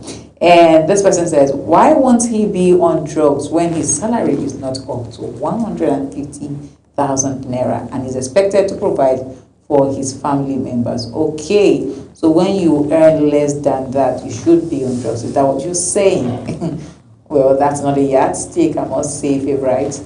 Next, which is the last but not the least comment for this topic, is coming from Igbo Boy. And Igbo Boy says, most of our policemen need serious mental and drug evaluation tests before they carry guns to stand on the road to avoid stories that touches the heart. Yes, when you talk about drug evaluation and mental tests, I think they've already started something like that. It's ongoing, and let's see who they're going to dismiss and how much that, they're going to find out things, how much of these policemen actually, have these things in them. But for the second comment, please, a favorite, I must tell you, I don't know how much you earn driving, Uber. I don't know how much it is, but you can never say because you earn less than 150 or 150. So it is a yardstick for you to go ahead and misbehave. And as a police officer, you should know that wearing that uniform or being in that commission alone, there is a kind, you're already a frontier, you're already like a cover. You are supposed to behave and portray, good characters, want to see good things. It is not easy taking up that office. So when you say you're taking up that office, definitely you have to be of good conduct, well behaved, and not, misbehave in public. Okay? All right, I'm not alone this morning. I have with me Uyi Agumofwe. Good morning, Uyi. A very good morning to you, Lord Chukura. It's always a delight to be here and watching you and one of our finest policemen. All right. So that happened in Ekiti. So, and, we keep talking about policemen, their misconduct and also brutality. And right. We don't want to keep talking about these things. I'm so happy. Recently when I read through the papers, I saw that, yes, they've started this, screening for mental health check and all of that, which is a good one. It's going to help. At least you remove the people that have issues with their mental health. Right. I understand that the work is tedious. Being a policeman is not an easy job, but then is that second comment, I'm still talking about it. It's not a yardstick to abuse drugs. Honestly, it's not, and that's a very bad one for the police office. It's a bad one for the commission. Honestly, it's a bad one for Nigeria as a whole, because you can imagine how many persons have actually seen this video. Thousands of people across the country have seen this video, and it's not a good one at all. So what do you think should be like, how do you think we should help curtail issues like this? Because I'm even tired of seeing police officers do this, police officers do that. It's becoming like a norm in the Nigerian police force, and I don't want it to be like that, because I know for sure that there are so many persons who are police officers and they are well behaved, of good conduct. So it's really spoiling the full commission as a whole, and it's not a good one. So what do you think? How do you think we can actually help to curtail or reduce things like this, or even make it go away finally, so we can have a stable police officers? Okay, stable being the operative word. Yes. I don't think it's about what I think now. It should be about what I've been thinking, because this thinking I've been here for a long time. The police is front and center of law and order in any society, including such as we have in Nigeria. At least that's one of the first things we learn in elementary school.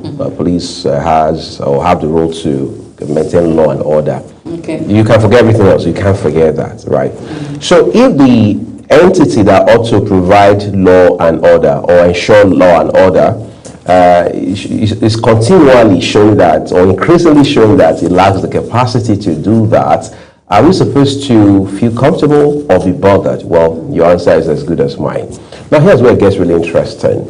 The police has an image that must, capital letter, must be protected, and no other person has the responsibility to do that than the police itself. And that evidently explains the reason, even long before now, you would hear police public relations officers being referred to as police image makers. Even journalists refer to them like that in their news reportage. There's a reason. It's not just to find flamboyant words or fanciful words. No, the idea is to make the public understand and also remind the police that, look, this is a role that is pivotal amongst other things that you have to do. However, the bad news is, how do you explain a situation where you see, for example, we're going to get right back to this story at hand, but how do we wrap our heads around a culture where policemen with their rifles are jumping commercial buses? You see them open air eating out with their rifles by their side in their numbers, sometimes 2, 3, 4, 5 of them. How do you explain that policemen are in a painted, marked commercial bus across cities in this nation, including my own city where I was born and raised, for example, in the name of patrol? How do we explain all of that? So these are things that break on a daily basis the image of the police, fragment the image of the police, all right, into small pieces. But again, this one is just the height of it. So are we going to say that, the welfare of the police, like there's no is a factor? Yes. I saw that one of the comments that you read, somebody saying that, well, in the first instance, they are not well paid. Essentially what the person was saying, even mentioned that the salary is less than 150,000. Whose salary, at what cadre, for example, does a policeman earn below 150? Given the information that this person provided. I think that is secondary in this instant case. Are we saying the welfare of the police should not be prioritized? Of course not. The welfare of the police must be a front burner issue, because this is a case of to whom much is given, much should be given. That's what it means. Not much should be given, because you can't expect a man to, at the risk, practically speaking, of his own life, all right, to protect others, to provide cover for others, to ensure others can go to bed with two eyes closed, to not also get some sort of compensation or reward for that sort of, if you like, sacrosanct noble service. So that is a no-brainer. The police must be paid well. If we say our police is one of the best around the world, we must also ask ourselves, what does best mean? Do they also rank as one of the best in terms of how they earn or what they earn? We must answer all of that. But you see, beyond, there are two problems, Ogochukwu. There's the person who you are, which you bring into the police force. Then there is the system of the police force itself.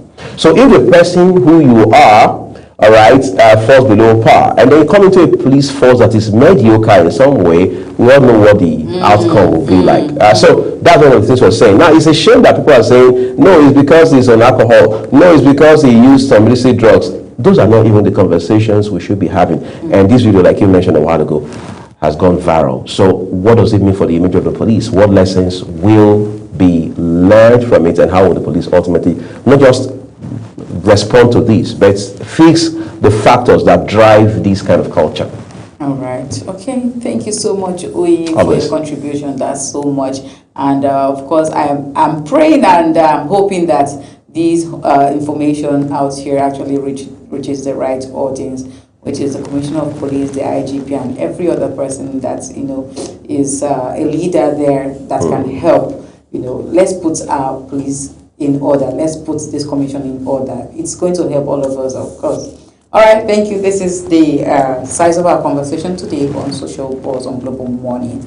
I'll be leaving in the hands of Uyi and Jumaya as they usher us into the discussion section of Global Morning. I am Ogochukwu Mobono, and once again, good morning, Nigerians and viewers around the world. Bye for now. When social media speaks, we listen and we bring you the extra. It's your one-stop shop for trends, tweets, and the tea everyone's sipping on. Join the conversation, share your thoughts, and get that extra dose of what's shaking the internet. And the issues making wave on social media to your doorstep. Social Buzz Extra, where the trend meets the talk, only on Global TV.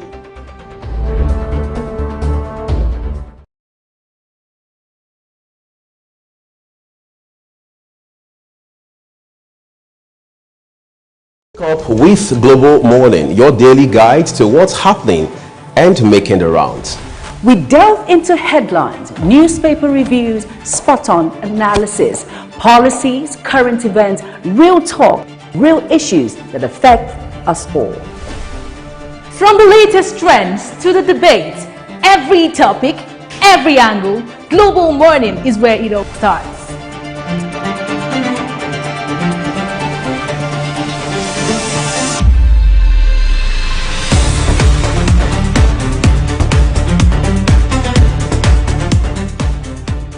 Global Morning, For the latest issues, always on point. Watch Global Morning Monday to Friday at 7 a.m. Saturday and Sunday at 8 a.m. on Global Television.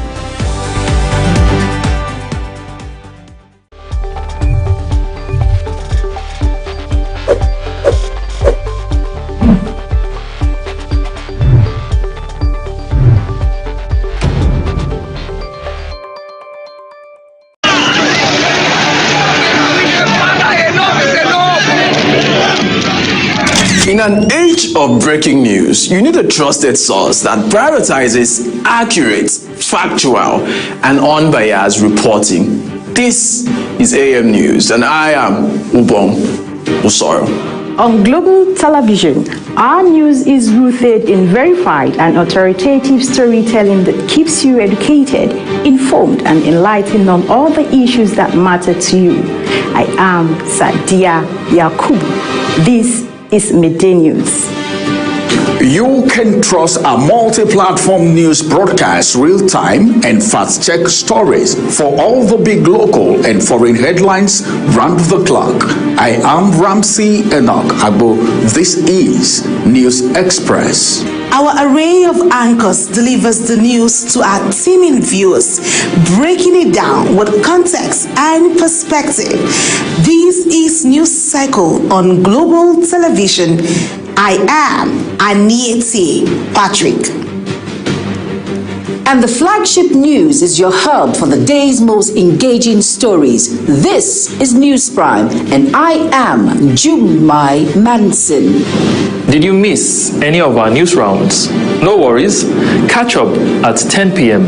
and midnight, 7 days of the week. I am Mukhtar Kasim.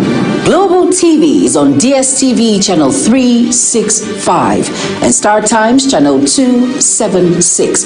We're active across all social media platforms at Global TV NG. Global TV News, accurate and unbiased. I'm Uyi Agmofwebe.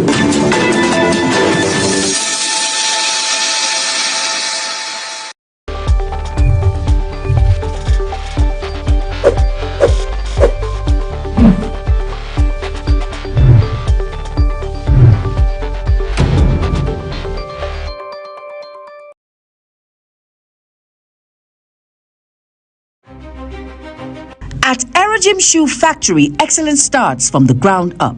Located at number 1 Pound Road behind Nigeria Correctional Service, Aba, Abia State. We produce 1,500 high-quality shoes every single day. Paramilitary shoes, safety boots, desert boots, ankle shoes, back-to-school footwear.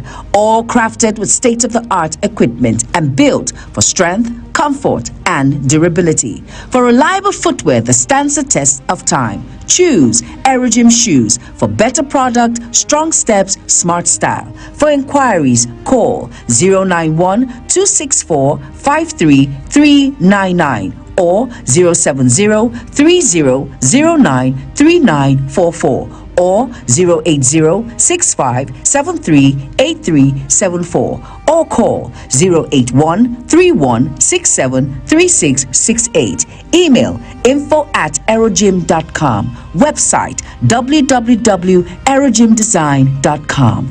Aerogym. Walk with confidence. Walk with pride.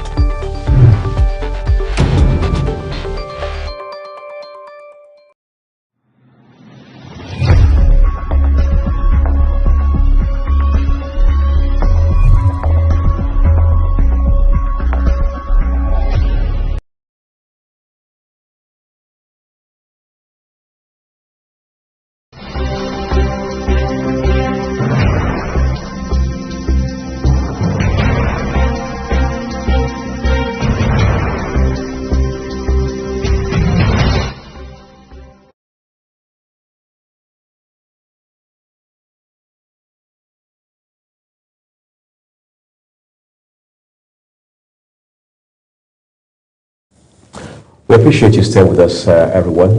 We'll be talking again about artificial intelligence and the correlation it has with national development across sectors this morning. But let's circle back to politics for a second, especially as it has to do with the, if you like, front runners at this point in time who have said they want to lead the country at the national level, of course, becoming the president. What that also means is that while President Bola Tinubu, the incumbent president of our dear country, will stand for re-election in 2027, there are those who say that they have what it takes to unseat him.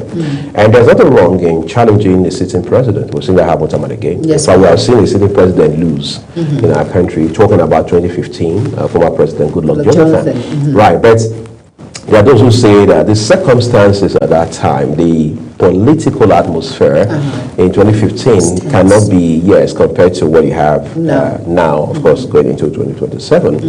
And then they also say that, well, the former president, Dr. Jonathan, is a gentleman always. He wants it to be by the rule of law. A man who has said, look, my ambition is not worth the blood of any person. So that's a different kind of fish, they say, compared to this point where it appears there's a bit more aggression on the part of politicians. Of course, on the one hand, the APC wants to retain power, and then you have other parties that say that, look, it's time we changed the narrative by ensuring that we defeat the APC and indeed the president. It looks like it's going to be a very tight rope. Yes, it is, with all lots of individuals emerging as wanting to be the presidential candidate for 2027 to rule Nigeria.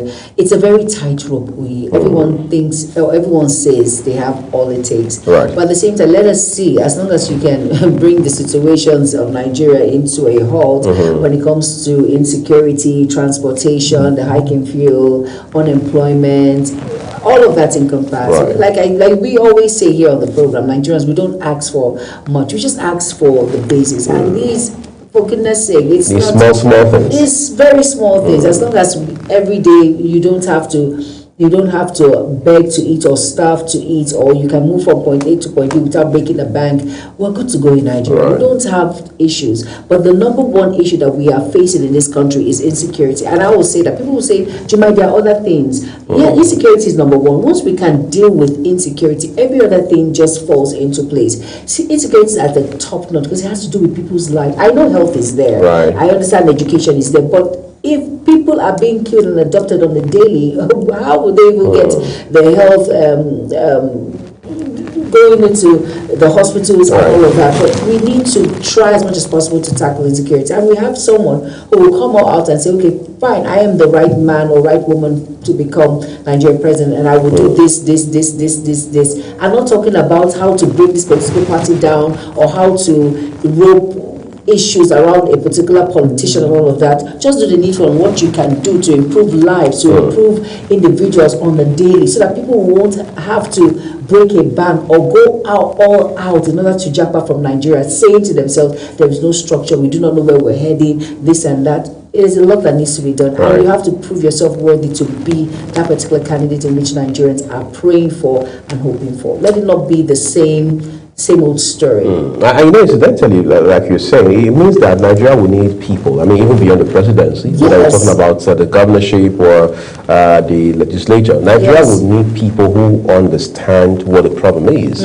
Because one of the things we've found is that somebody comes to office, whether it's the president or it's a governor or the local government chairman, all of a sudden you see so much of ignorance, you see so much of disconnect between the individual and the office they hold. True. And that's naturally rubs off in ways that are negative on their ability to deliver. Because at that point in time, yes, they're not learning from scratch, which is dangerous, because by the time they are through learning or they appear to have been done learning, time is fast spent. They are seeking re-election or they are escalating their ambition to higher officers and things like that. So we need people who understand what the problem is, what we're dealing with. People who know that we've been lagging behind for too long. People who understand that beyond physical infrastructure, Nigeria needs to have what they call sustainable growth, sustainable development. Very true. It's not enough for us to have developed for 18 months, which is just a year and a half. Can we sustain that development and scale it for the next 10, 20, 30 years? Is the reason it's called sustainable. We need leaders on that level. We need leaders who understand that it is beyond you winning election for yourself and your political party. It is about you sustaining what has been achieved and being able to stretch it beyond yourself. So it must be leaders who think around legacy, whether it has to do with the economy, with health, with education, with the environment. I mean, it's embarrassing. I must say that you have election cycle. We're talking about issues around development. You don't find politicians giving us a blueprint as to where they will be heading. Exactly. All right, in terms of the environment. You're wondering, is it like they are they are totally disconnected? Is it like they are so naive about the environmental issues, about climate change? That is it. And what do I know? That disconnection comes into play. You know, I believe in divine intervention. I believe that an individual can just be somewhere and they can just come up, give you a particular appointment because of rope strings and maybe favors, and I believe in all of that. But at the same time, you should understand why you are there. Most of individuals who are given these appointments normally take it for granted, and that's why they do not perform in their own sector.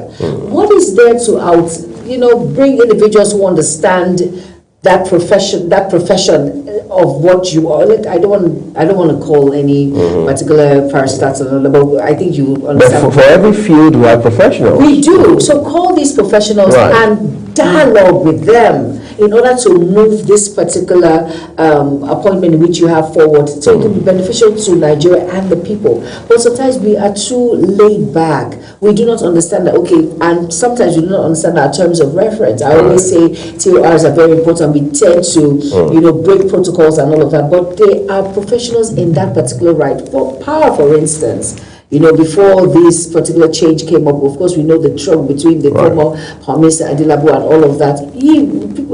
Everyone says he was incompetent and all of that. That was why there was so much breakdown in the grid, so much no power here and there. But at the same time, you have professionals in that particular forte who understand, bring them into a round table, explain it to me. You're not too big to learn or know and have that empathy to understand that this is very vital and very important to individuals in our society. But it's just unfortunate that this is what it is. Everyone is just there for what they can get, what they can have. It doesn't matter even if you're not performing or not. The title is what is most important, and of course what I get at the end of the day. But it's not so. You have a lot to do when it comes to putting yourself in the shoes of individuals and whom you represent in order to find you worthy and trusted, in order for your own tenure can be transparent and, of course, accountable to whatever you do in the long run. Juma, there's something very concerning at this point in time, because we are obviously inching closer to 2027, which is the general election cycle. You realize that a good number of political parties have very serious internal conflict. Now, here's where I get a bit concerned, right?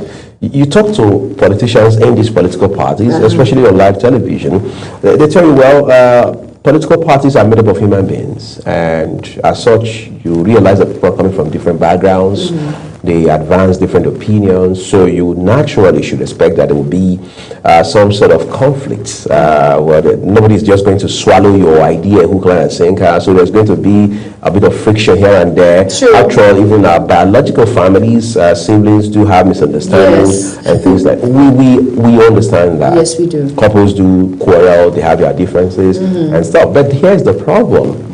Politicians are extremely amazing and excellent at living in denial. All right. A politician already knows, for example, that this problem in our party will destroy this party. This conflict will not only get us stagnated, it will shape this party in such a way that we may not even be able to stand for election, or field candidates. But they keep making things look good for the optics.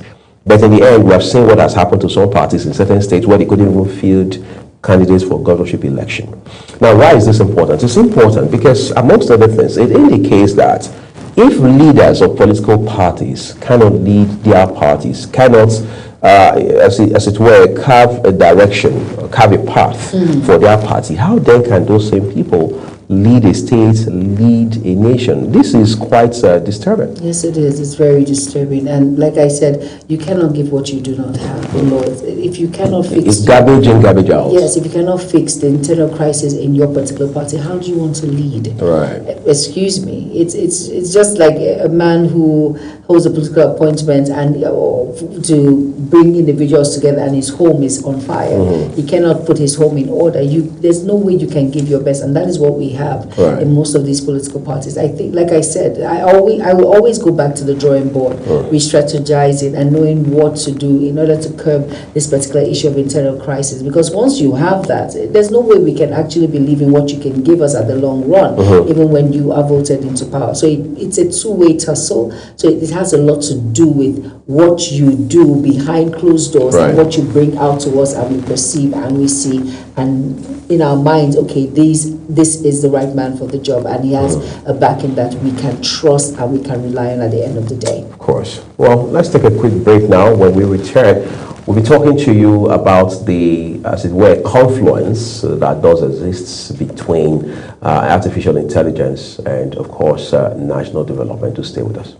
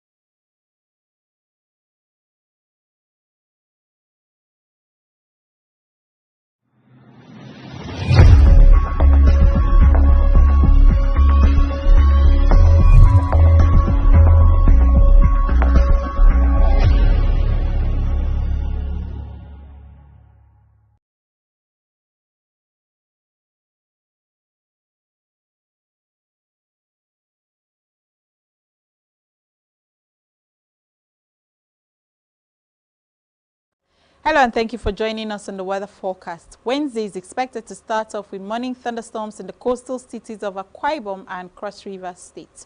Our weather indices suggest possibilities of morning thunderstorms in the Federal Capital Territory, Kogi, Kwara, Oyo and Ogun states. As the day progresses, rain-bearing clouds will develop to the southern region of the country, extending to affect the north-central as well as parts of Taraba, Adamawa, Borno and Kebbi states. Temperatures are still quite high in the north, so we advise you remain well hydrated, wear light breathable clothing, and avoid prolonged exposure to sunlight. I am Theodora Itum. Thank you for watching.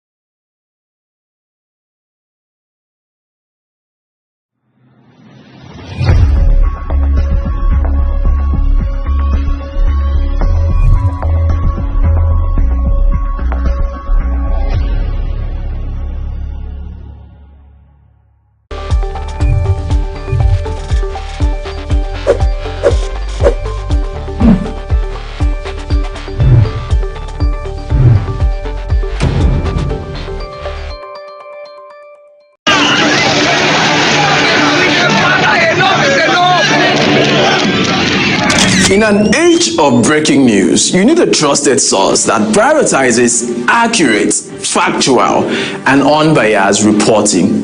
This is AM News, and I am Ubong Usoro. On Global Television, our news is rooted in verified and authoritative storytelling that keeps you educated, informed, and enlightened on all the issues that matter to you. I am Sadia Yakubu. This is Midday News. You can trust a multi-platform news broadcast, real-time and fast-check stories for all the big local and foreign headlines round the clock. I am Ramsey Enoch Agbo. This is News Express. Our array of anchors delivers the news to our teeming viewers, breaking it down with context and perspective. This is News Cycle on Global Television. I am Anieti Patrick. And the flagship news is your hub for the day's most engaging stories. This is News Prime, and I am Jumai Manson. Did you miss any of our news rounds? No worries. Catch up at 10 p.m. and midnight, 7 days of the week. I am Mukhtar Kasim. Global TV is on DSTV channel 365 and Star Times channel 276. We're active across all social media platforms at Global TV NG. Global TV News, accurate and unbiased. I'm Uyi Agmofwebe.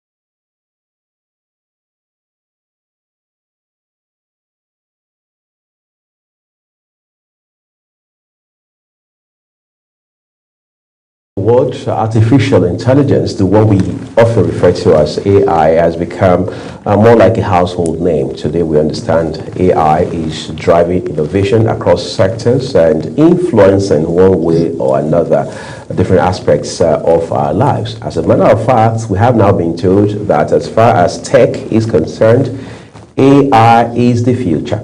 However, we are curious to know, where does Nigeria play in this scheme, and in what ways can we also take advantage, put our best foot forward, and ensure that we do not miss any piece of the action. To help us have this conversation this morning, we are joined virtually by John Ayodele. He's the tech lead at JT Wells Limited. John, would like to appreciate you for jumping on this conversation, particularly on a short notice.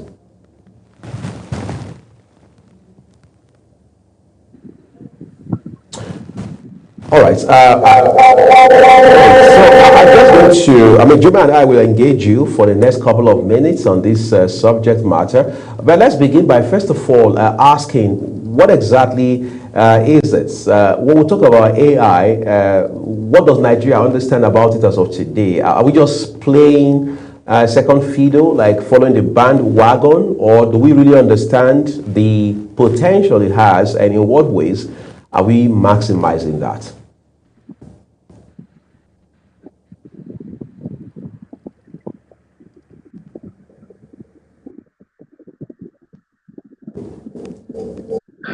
Good morning. Thanks for having me platform. Talking about artificial intelligence. artificial intelligence is one of the technology in the world now that is driving productivity and used in automating tasks. Now, artificial intelligence has a lot of benefits it's bringing to the table, and leveraging it will really yield, will really increase our productivity for Nigeria as a country. And if the government would also be fully involved, well, the government has been at the forefront of artificial intelligence. For instance, when you look at programs from NITDA, Nigerian Information Technology Development Agency, a lot has been done when it comes to training young people to know about the use of artificial intelligence and emerging technologies. And I believe that more can still be done.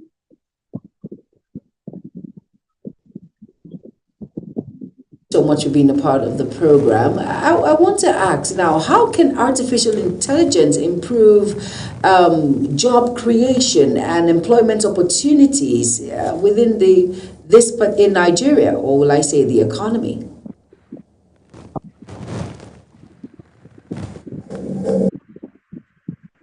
Yeah, please, can you come again? I didn't quite follow. How can artificial intelligence improve job creation and, of course, improve employment opportunities in the economy and, of course, for national development?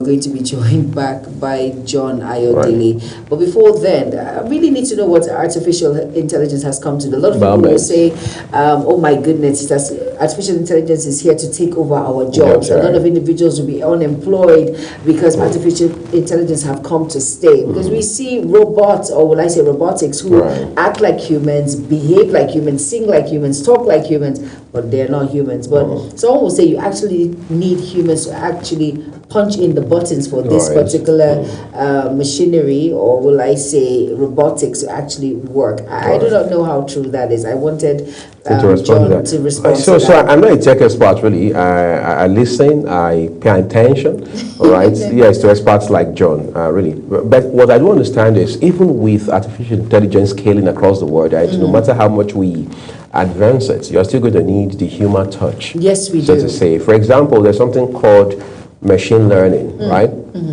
It's essentially a process where it is human beings who determine the algorithms. It is human beings who would determine how all of these resources, so to say, work. For example, you mentioned robotics a while ago, which is essentially the science and engineering of robots, or using robots, right?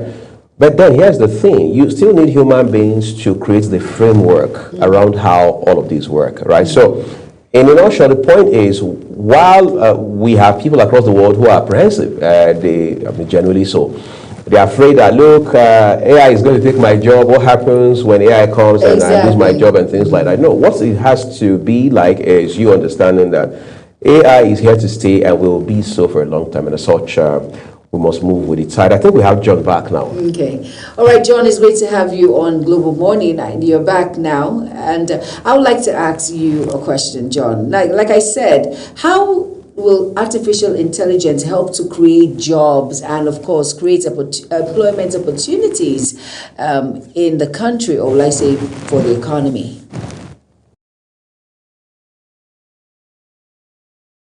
Of artificial intelligence creating jobs for the country and for the economy. Yes, like I rightly mentioned the last time I was on this conversation, that most jobs that are manually done now require automation. So automation is the technology that is taking the order of the day now. For instance, from smart homes. Now, in the real estate, now you discover that most of the buildings we have smart homes, from the windows to the doors, the gates, everything within the house to even in terms of managing electricity. Now, in terms of electricity, now you have what we call PAN-A, PAN-B, and all of that. Now, when electricity is available, now artificial intelligence can also be employed to managing any kind of system that will reduce wastages. For instance, if you've been to hotels where you have smart rooms, as soon as you enter the hotel, you would have to drop your card into the smart card holder, and then you see light will be automatically turned on. And as soon as you are leaving, as you are removing such card, you discover that light automatically also goes on. So for every field, artificial intelligence is very, very relevant, because it is the technology involved with it. Now, when you look at people who create content, there are so many faceless content that are being created, generated, and are posted on the YouTube. In that kind of scenario, you see people making real monies online. That is also in one aspect. But now going back to this, into the aspect of infrastructure, now you discover that even the artisans are now upgrading what they do, because artificial intelligence is now much more relevant for most of the automation processes. So in terms of training also, you see a lot of young people also engaged in training such as robotics. Now in so many schools, you see coding and robotics is being taught, and there are a lot of young people out there who necessarily do not even have sophisticated degrees, but who understand the concept of artificial intelligence.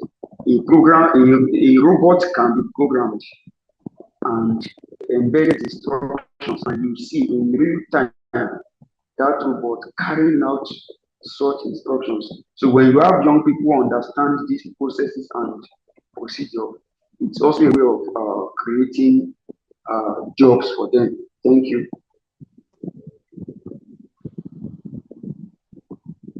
Little John, let's talk about, as it were, Nigeria as a country. In what specific ways are we taking advantage? That's number one. Number two, you have talked about how that robotics and a couple of elements regarding artificial intelligence are already being taught in schools.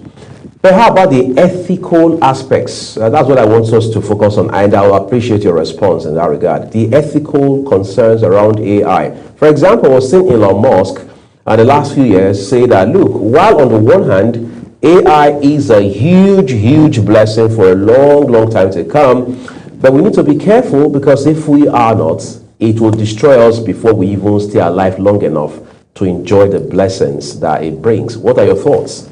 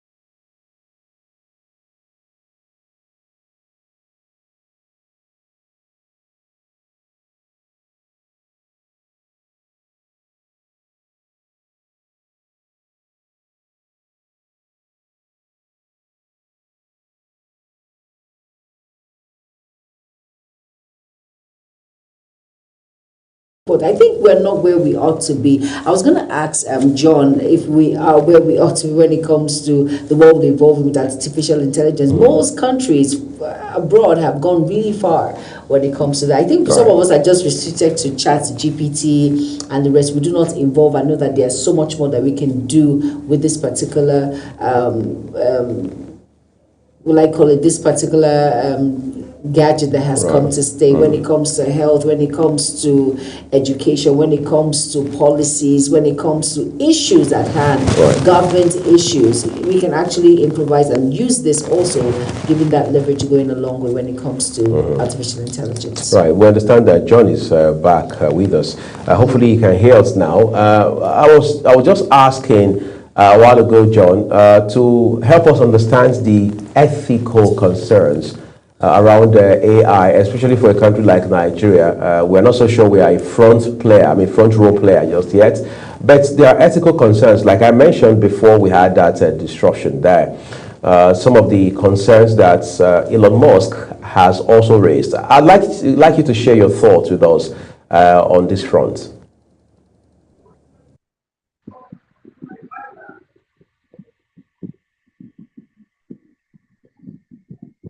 Please can you come again? I didn't follow due to network obstruction, due to network poor connectivity.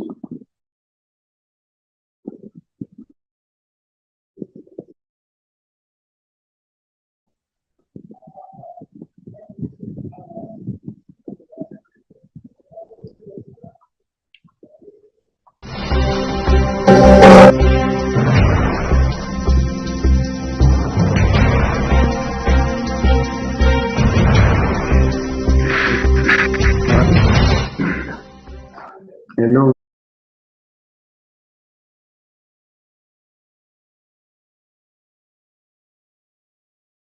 Up with Global Morning, your daily guide to what's happening and making the rounds. We delve into headlines, newspaper reviews, spot-on analysis, policies, current events, real talk, real issues that affect us all. From the latest trends to the debate, every topic, every angle, Global Morning is where it all starts.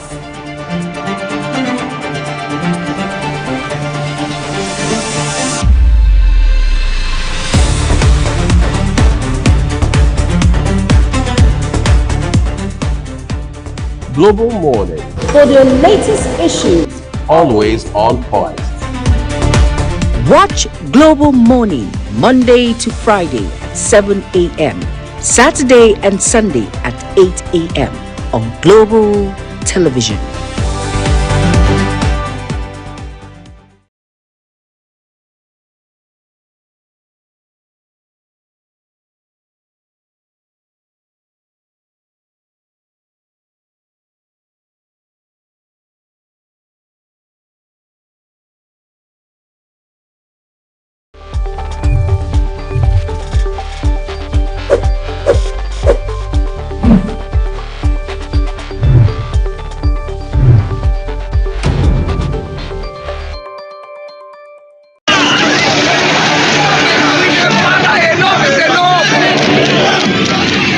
In an age of breaking news, you need a trusted source that prioritizes accurate, factual, and unbiased reporting. This is AM News, and I am Ubong Usoro. On Global Television, our news is rooted in verified and authoritative storytelling that keeps you educated, informed, and enlightened on all the issues that matter to you. I am Sadia Yakubu. This is Midday News. You can trust our multi-platform news broadcast real-time and fast-check stories for all the big local and foreign headlines round the clock. I am Ramsey Enoch Agbo. This is News Express. Our array of anchors delivers the news to our teeming viewers, breaking it down with context and perspective. This is News Cycle on Global Television. I am Anieti Patrick. And the flagship news is your hub for the day's most engaging stories. This is News Prime, and I am Jumai Manson. Did you miss any of our news rounds? No worries. Catch up at 10 p.m. and midnight, 7 days of the week. I am Mukhtar Kasim. Global TV is on DSTV channel 365 and Star Times channel 276. We're active across all social media platforms at Global TV NG. Global TV News, accurate and unbiased. I'm Uyi Agmofwebe.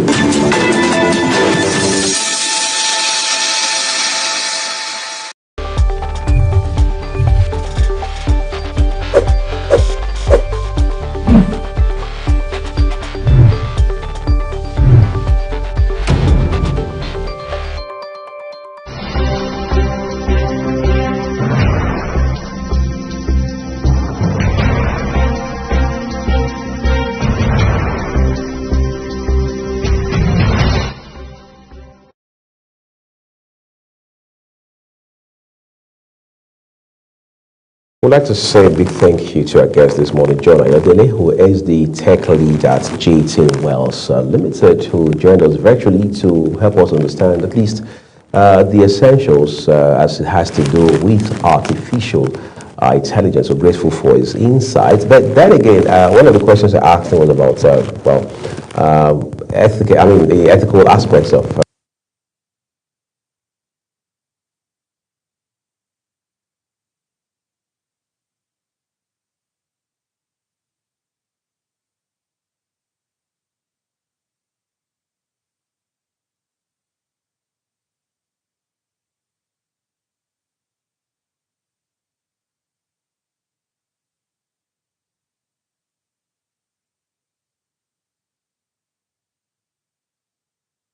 and then you can take your brother's picture, and then these are 4 generations. He will put them together. All right. When he does that, what he has done has brought 4 generations together. Right. So at the end of the day, he moves these 4 pictures: your grandfather, your father, and your eldest brother. He combines them and he makes 4 generations to be in one picture, as though all of them had been in the same room while they were taking those pictures. So what does he do? He uses AI to, as it were, put this picture. And it's as if your great-grandfather, father, and his brother were practically, physically in the same room when they took that picture. He uses AI to do that. We have seen people use AI to do things that change the world in ways that are better. Yes. We have seen people use AI to message. Design homes. Yes, they've used AI to do virtually everything. Music, make stories. That's on the right side. Conversely, which is very sad, we're seeing people use AI to defraud others. They change their voices, they change their skin color, they alter their physical appearance, in fact, their entire physiology. We've seen people who use AI to embarrass others, to defame others. So it's on that basis asking him about the ethical aspects of this very promising phenomenon. But we are hoping that governments and institutions over time, whether home or abroad or across the world, will be able to feel, all right, and of course the leadership, all right, the institutional intelligence, so to say, should be able to build a framework around it in such a way that nobody exploits or abuses it. Very important. I like the fact that you said no one exploits or abuses. For as much as all of this amazing phenomenon comes with AI, when it has to do with voice control, government policies, designs, and all of that, there are a lot of people that will want to exploit this particular innovation by being fraudulent, criminalities, because you were surprised where individuals might want to research to find out, okay, teach me how to do this, teach me how to do that. There are many people out there who want to exploit this particular innovation that has come to stay, unfortunately so, and that is why we must create a balance to know the difference and be sure of what we're getting ourselves into. Most perceptions when it comes to AI, some will tell you it's from the devil, all of these all of these beliefs and all of that, but I'm sure once we understand what it has is evolving. Right, We're not in the Stone Age anymore. We have to evolve. The world is digital. It's moving very fast, and that is why the Gen Zs will tell you the ways our great-grandparents, great-grandfather did it in making money. It's different now. Right. You can sit in the comfort of your home, and you can make the money. There are innovations out there, and the world is evolving on the daily. So it's all about balance. It is. It's all about balance. It's very important we understand that, and it's all about. They say change is the only constant in life. Right. Has come to stay, and it's how you make the best use out of it. That is where the impact lies. How you make the most out of it, the best roadmap when it comes to individuals in a country, policies, government parastatals, how you make the best of it in solving key problems that are detrimental to you and I. It's very important that we make the most out of it, and like I said, striking that balance goes a long way. Yes, it does, of course. We hope Nigeria, as a government, will continue to leverage this phenomenon for cross-sector development, especially in areas like health, education, and then be able to power even our electricity, for example. Very important. Because as it stands today, one of Nigeria's biggest problems is light, as we call it. Light. Right? Yes, light. I mean, that's one of the biggest. Yes. So we have other areas, of course. But again, like somebody said, you'll be joking with yourself if you say you want to fix other problems without tackling the problem of light. And he goes back to the good book, the Bible, and says, first and foremost, God had to take care of light. Yes, first of all. So it's a model. It may seem a bit abstract to many people, but it is what it is. It's the reason when if you live alone, for example, you come into your house after a long day, the first thing you do is to reach for a cup of water, wash your hands. Yes. You don't go to the bathroom. Do you reach for the light? Because you've got to light up the whole place so you know where you kept your keys. Exactly. So, for example, in Nigeria, do you know how it feels, Joma, for you to drive on some roads in Abuja, Nigeria's capital, Tell me about it. in 2026, and the street lights are dead? And then you say you want to fight insecurity, and we're supposed to be happy and excited, and then you say, well, you want to deal with health. We have heard about how even teaching hospitals in this country had to deal with the issue of light at the point that even service provider cut them off. So if a teaching hospital in the 21st century does not have energy, how then do you say you want to fix healthcare? That's the reason we say it is one of the biggest problems. So until you deal with that, the rest, everything else will be a joke, will be on us as a country.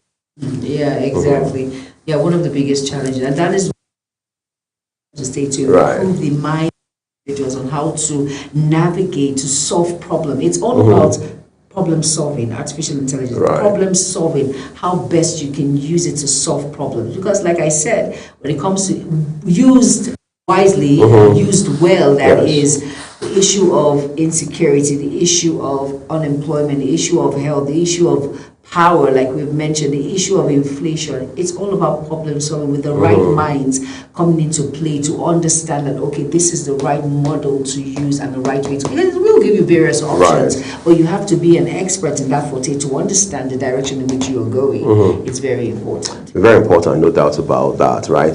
Again, we need to adopt early enough. That's what matters. Because I know the thing that John said was that ancillary fields are now being taught in schools. That sounds great. Yes. But are we talking about a couple of private schools somewhere? Is it now a matter of curriculum in our education system? Very important. And then beyond curriculum, do we have the infrastructure? Are we resourced enough to teach? It's like saying, in this school we offer computer science. Right? It sounds great on paper. Yes, it does. But do you have computers to teach it? Practical. Do you have qualified hands, qualified teachers or lecturers to teach computer science that is aligned with the realities of 2026 as far as tech is concerned? Those are some of the issues we have to be looking at. You see, because we must put our money where our mouth is, and we must realize that the world is moving in a certain direction. And if we do not understand that pattern, that trajectory, and key into it, we'll start playing, if you like, catch up. And then in 20, 30, 50 years' time, everybody's asking, where were we when the rest of the world was moving? Yeah, exactly. And we didn't catch the bus. Like you mentioned before, I think I see the direction we all about understanding that artificial intelligence are here. What are we doing in order to adapt and move along with the pace that it has come? It's very important. Do we have the right hands? Do we have individuals like John Ayodele now? How many are there? How many do we have that understand the models, understand that there are upgrades, not just in one spot? You have to move ahead with time. People that understand, do we have what it takes? Do we have the facilities? All of these things have to be put in play. It's very important. And I think we should be imbibed early in schools for our young ones to understand that, hey, there's something called AI. And if you're wondering the full meaning is artificial intelligence, how we can help you in solving issues when it comes to your homework and when it comes to issues in reading patterns, ways. It helps a lot. It's here to stay. And it's here to move the country, move each and every one of us in a particular direction, like you mentioned. The world is going digital. It is. There's no more Stone Age, like I mentioned earlier on. So, and we have to move. They say you have to go with the flow. There's a song that says go with the flow. So you will not be left behind. For as much as we are not where we ought to be when it comes to artificial intelligence, it has been here. Most countries have gone far beyond where Nigeria is now. But hey, we've started somewhere. I hope we just imbibe it to make it a norm for us to, get to a particular point where we can look back and say, okay, we're all almost, or not so in the same place, but we're all in line and we understand what this is all about. Of course. When you mentioned the issue of insecurity, it struck a chord for me because I'm asking myself now, is there any way as a nation we're taking advantage of AI in that regard? What's the Office of the NSA, the National Security Advisor, doing? What's the DHQ, the Defense Headquarters, the entire military? I'm not saying they should come to TV and tell us. These are rhetorical questions to say that, look, in case we need a reminder, this is the best time for us to have the integration of AI into whatever it is we're doing. We can't be using cut and nail, brick and mortar approach to security in this day and age, in this era where tech drives virtually everything. Ayodele mentioned something about even smart cards in hotel rooms. Those are basic, those are even rudimentary, they are elementary aspects of it. So we must see AI driving our lives, in a manner of speaking, across different frontiers. We must see AI help us in agriculture. For instance, we must see it help us to scale outputs in terms of how we do agriculture. Even in areas like mining, for instance, is it not time we put an end to these bad news of people dying while mining? The entire mining site collapses and we hear that 36 persons were trapped, only 3 made it alive, things like that. So we have to sit back at this point in time and ask ourselves, what are the peculiar areas in which needs to deploy AI and what we invest in all of that, because you'll be shocked if we invest substantially enough in AI, we may end up cutting back maybe by over half what we invest in fighting. True, well said at the same time, and it's very important that we understand that it's fast. Right, it is. What can take you 6 months, 3 months with AI, in less than 2 hours you're done. So quickly adapt that. We won't linger like how much we've lingered.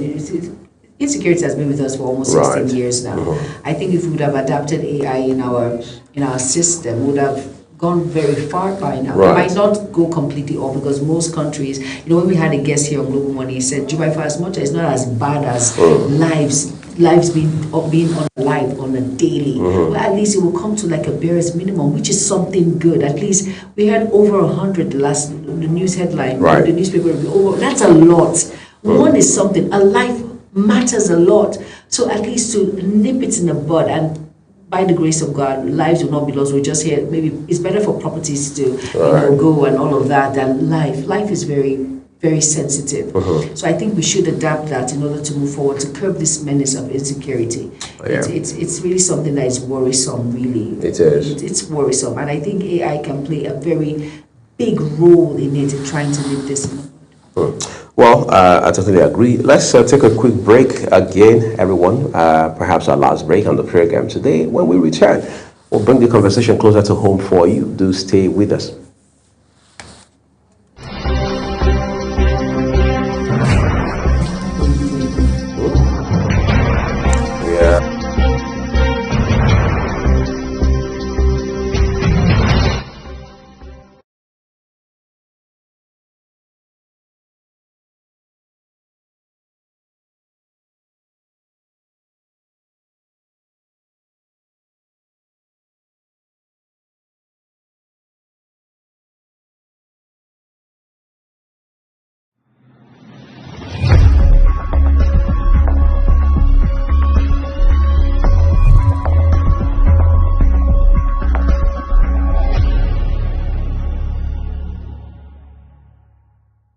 At Witchtech Cables, we don't just make cables, we deliver excellence. Our products are built with advanced technology, trusted for their unmatched quality and durability. With a wide range of cables, swift delivery, and continuous innovation, we stay ahead of the market demand. We are proudly Nigerian, fully indigenous, yet world-class. Backed by a professional team, strong technical support, and a deep commitment to customer satisfaction. Witchtech Cables is more than a brand, it's a promise. Witchtech Cables, quality cables better than the best.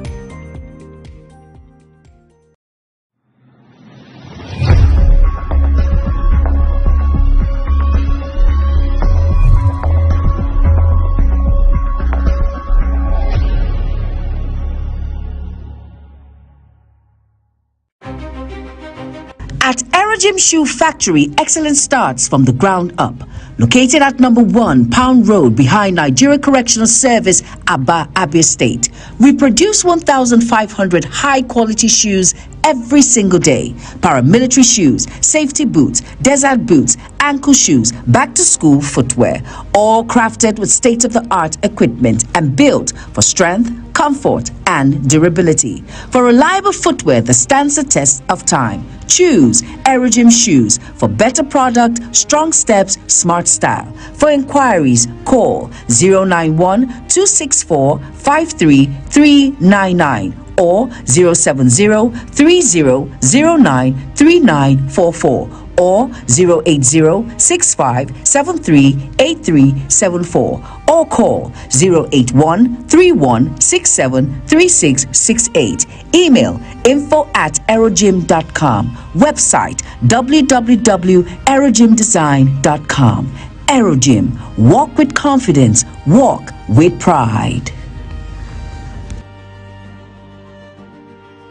Wake up with Global Morning, your daily guide to what's happening and making the rounds. We delve into headlines, newspaper reviews, spot-on analysis, policies, current events, real talk, real issues that affect us all. From the latest trends to the debate, every topic, every angle, Global Morning is where it all starts.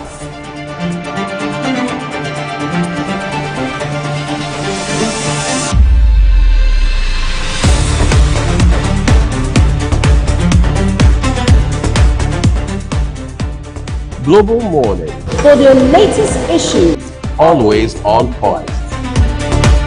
Watch Global Morning Monday to Friday at 7 a.m. Saturday and Sunday at 8 a.m. on Global Television.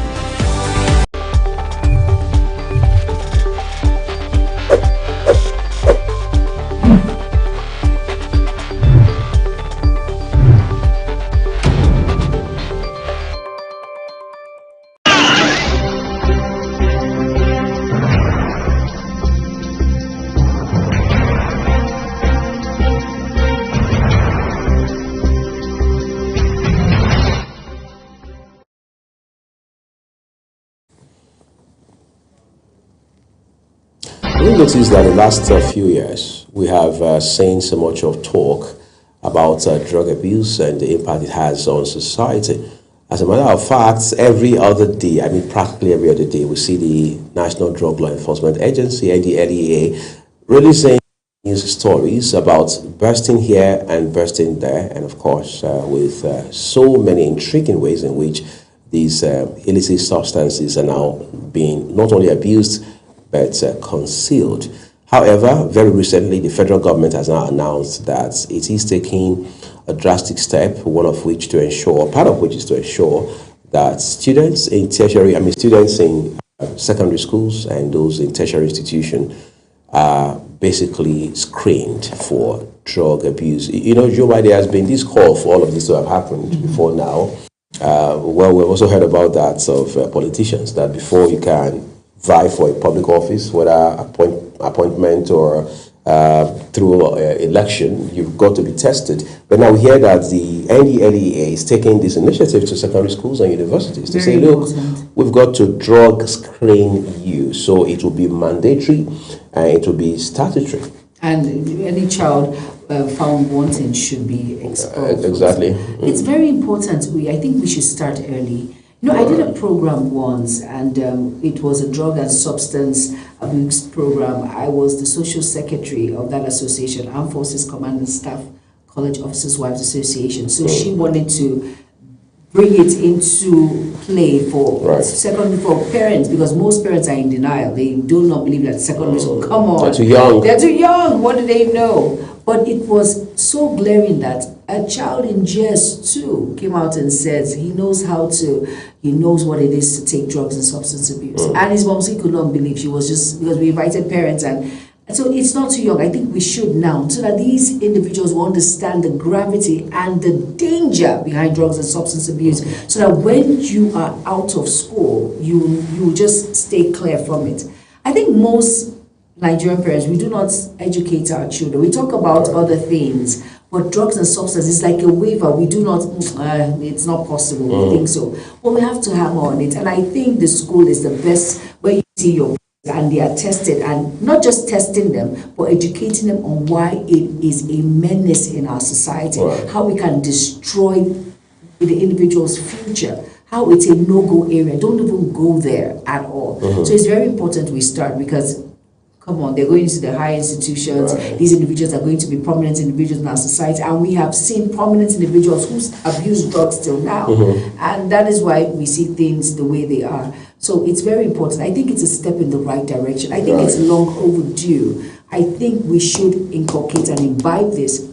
Kids in secondary school should be tested. You'll be shocked that from GS's classes, there are most individuals who tell you that their uncles introduce them to drugs, because you tell them, okay, go get me a cigarette, and that's how we say, okay, come, you're a boy now, you're a man now, take one drag. I've covered up. I have done drug and substance abuse program, so I understand.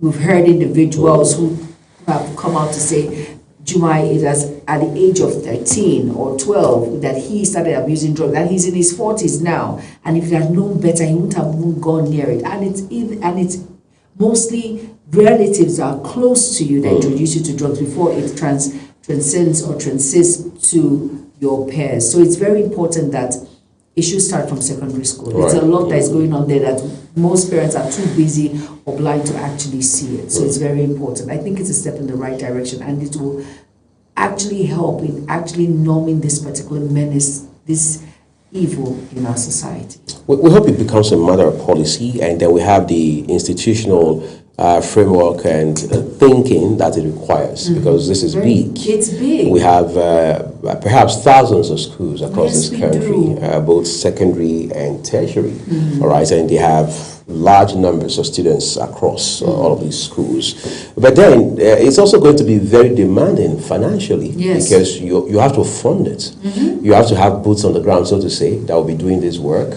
You have to have system. You have to build system around it. It will strain the NDLEA. Indeed, it will place a huge demand on the federal government.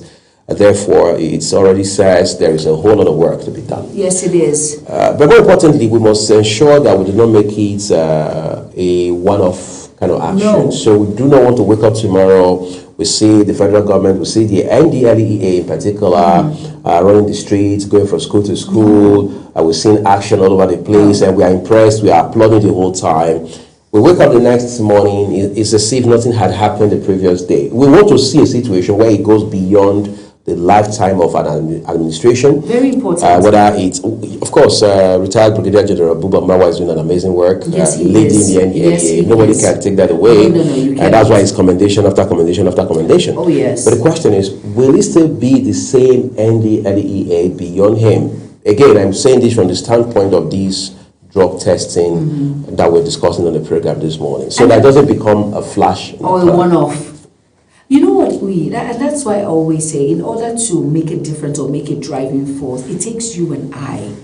And this has to do with our children. It's very important that people understand. We cannot put all the weight or the brunt on government. It's not going to work. At some point, there has to be collaboration. Exactly. And at some point, someone who might be the NDLEA chairman tomorrow might say, okay, no, I don't think I want to be part and parcel. I have other bigger things. I have cartels. I have syndicates in which I have major issues. We'll deal with this later. And that is why there must be a collaboration between the parents and the NDLE. It could be a subsidized, it could be part of their fees. It could, if it's to test a child for, let's say, 1,000 naira, I'm just giving an instance, tell parents to bring 500 naira. It's for the benefit to know the state and mind of your child. It's very important. We cannot leave the life of our children in the hands of government alone. It takes you and I. There has to be a collaboration for it to be sustainable. It's very important. And I think parents will actually buy into this, to actually know, because it's better you deal with this now than you face this when he's well-groomed and matured, and he will not even have that mind to even listen. You should see individuals who are addicts. Oh, God. It's not a good sight. And it's not like we are better than them. They just found themselves there. And if we have this monitoring system, a child has at the back of the mind that I cannot dare try drugs and substances because I am going to be tested, number one. And it's a big problem. When your education is at stake, come on, that child will understand that drugs and substances is a no-go area. You should start now that they're young. Let us start before they gravitate to the higher institution test. I think this is a step in the right direction, and parents should be happy and ready to collaborate and partner in order for this to be sustainable. Because really, they say an idle mind is the devil's workshop. Individuals who commit criminalities on the street, they are children, and they will not do it with their clear eyes in the pigeon palace. They have to be high on influence. They have to be on things. They have to be on things. They are seriously, and drugs and substance abuse is one. That is why it's a major problem. Because someone who is high on substance can do anything. There was may he so rest in peace, a psychologist that came on one of my programs, and he said this boy was so high on substance that he jumped from a story building and thought he was Superman and lost his legs. So that's what it does. Obviously, at that point, he was already out of his mind. Of course, out of his mind. So this is a step in the right direction. It is, and it's long overdue, as they say. Yes, it is. Turns out that's our program for you today. Everyone would like to say a big thank you to you for watching Global Morning. On behalf of our entire team here in Abuja, Nigeria's capital, we say thank you for watching. I'm Uyi Agmofwebe. And I am Jemai Manson. Have an amazing day ahead. And from we and I, we say bye.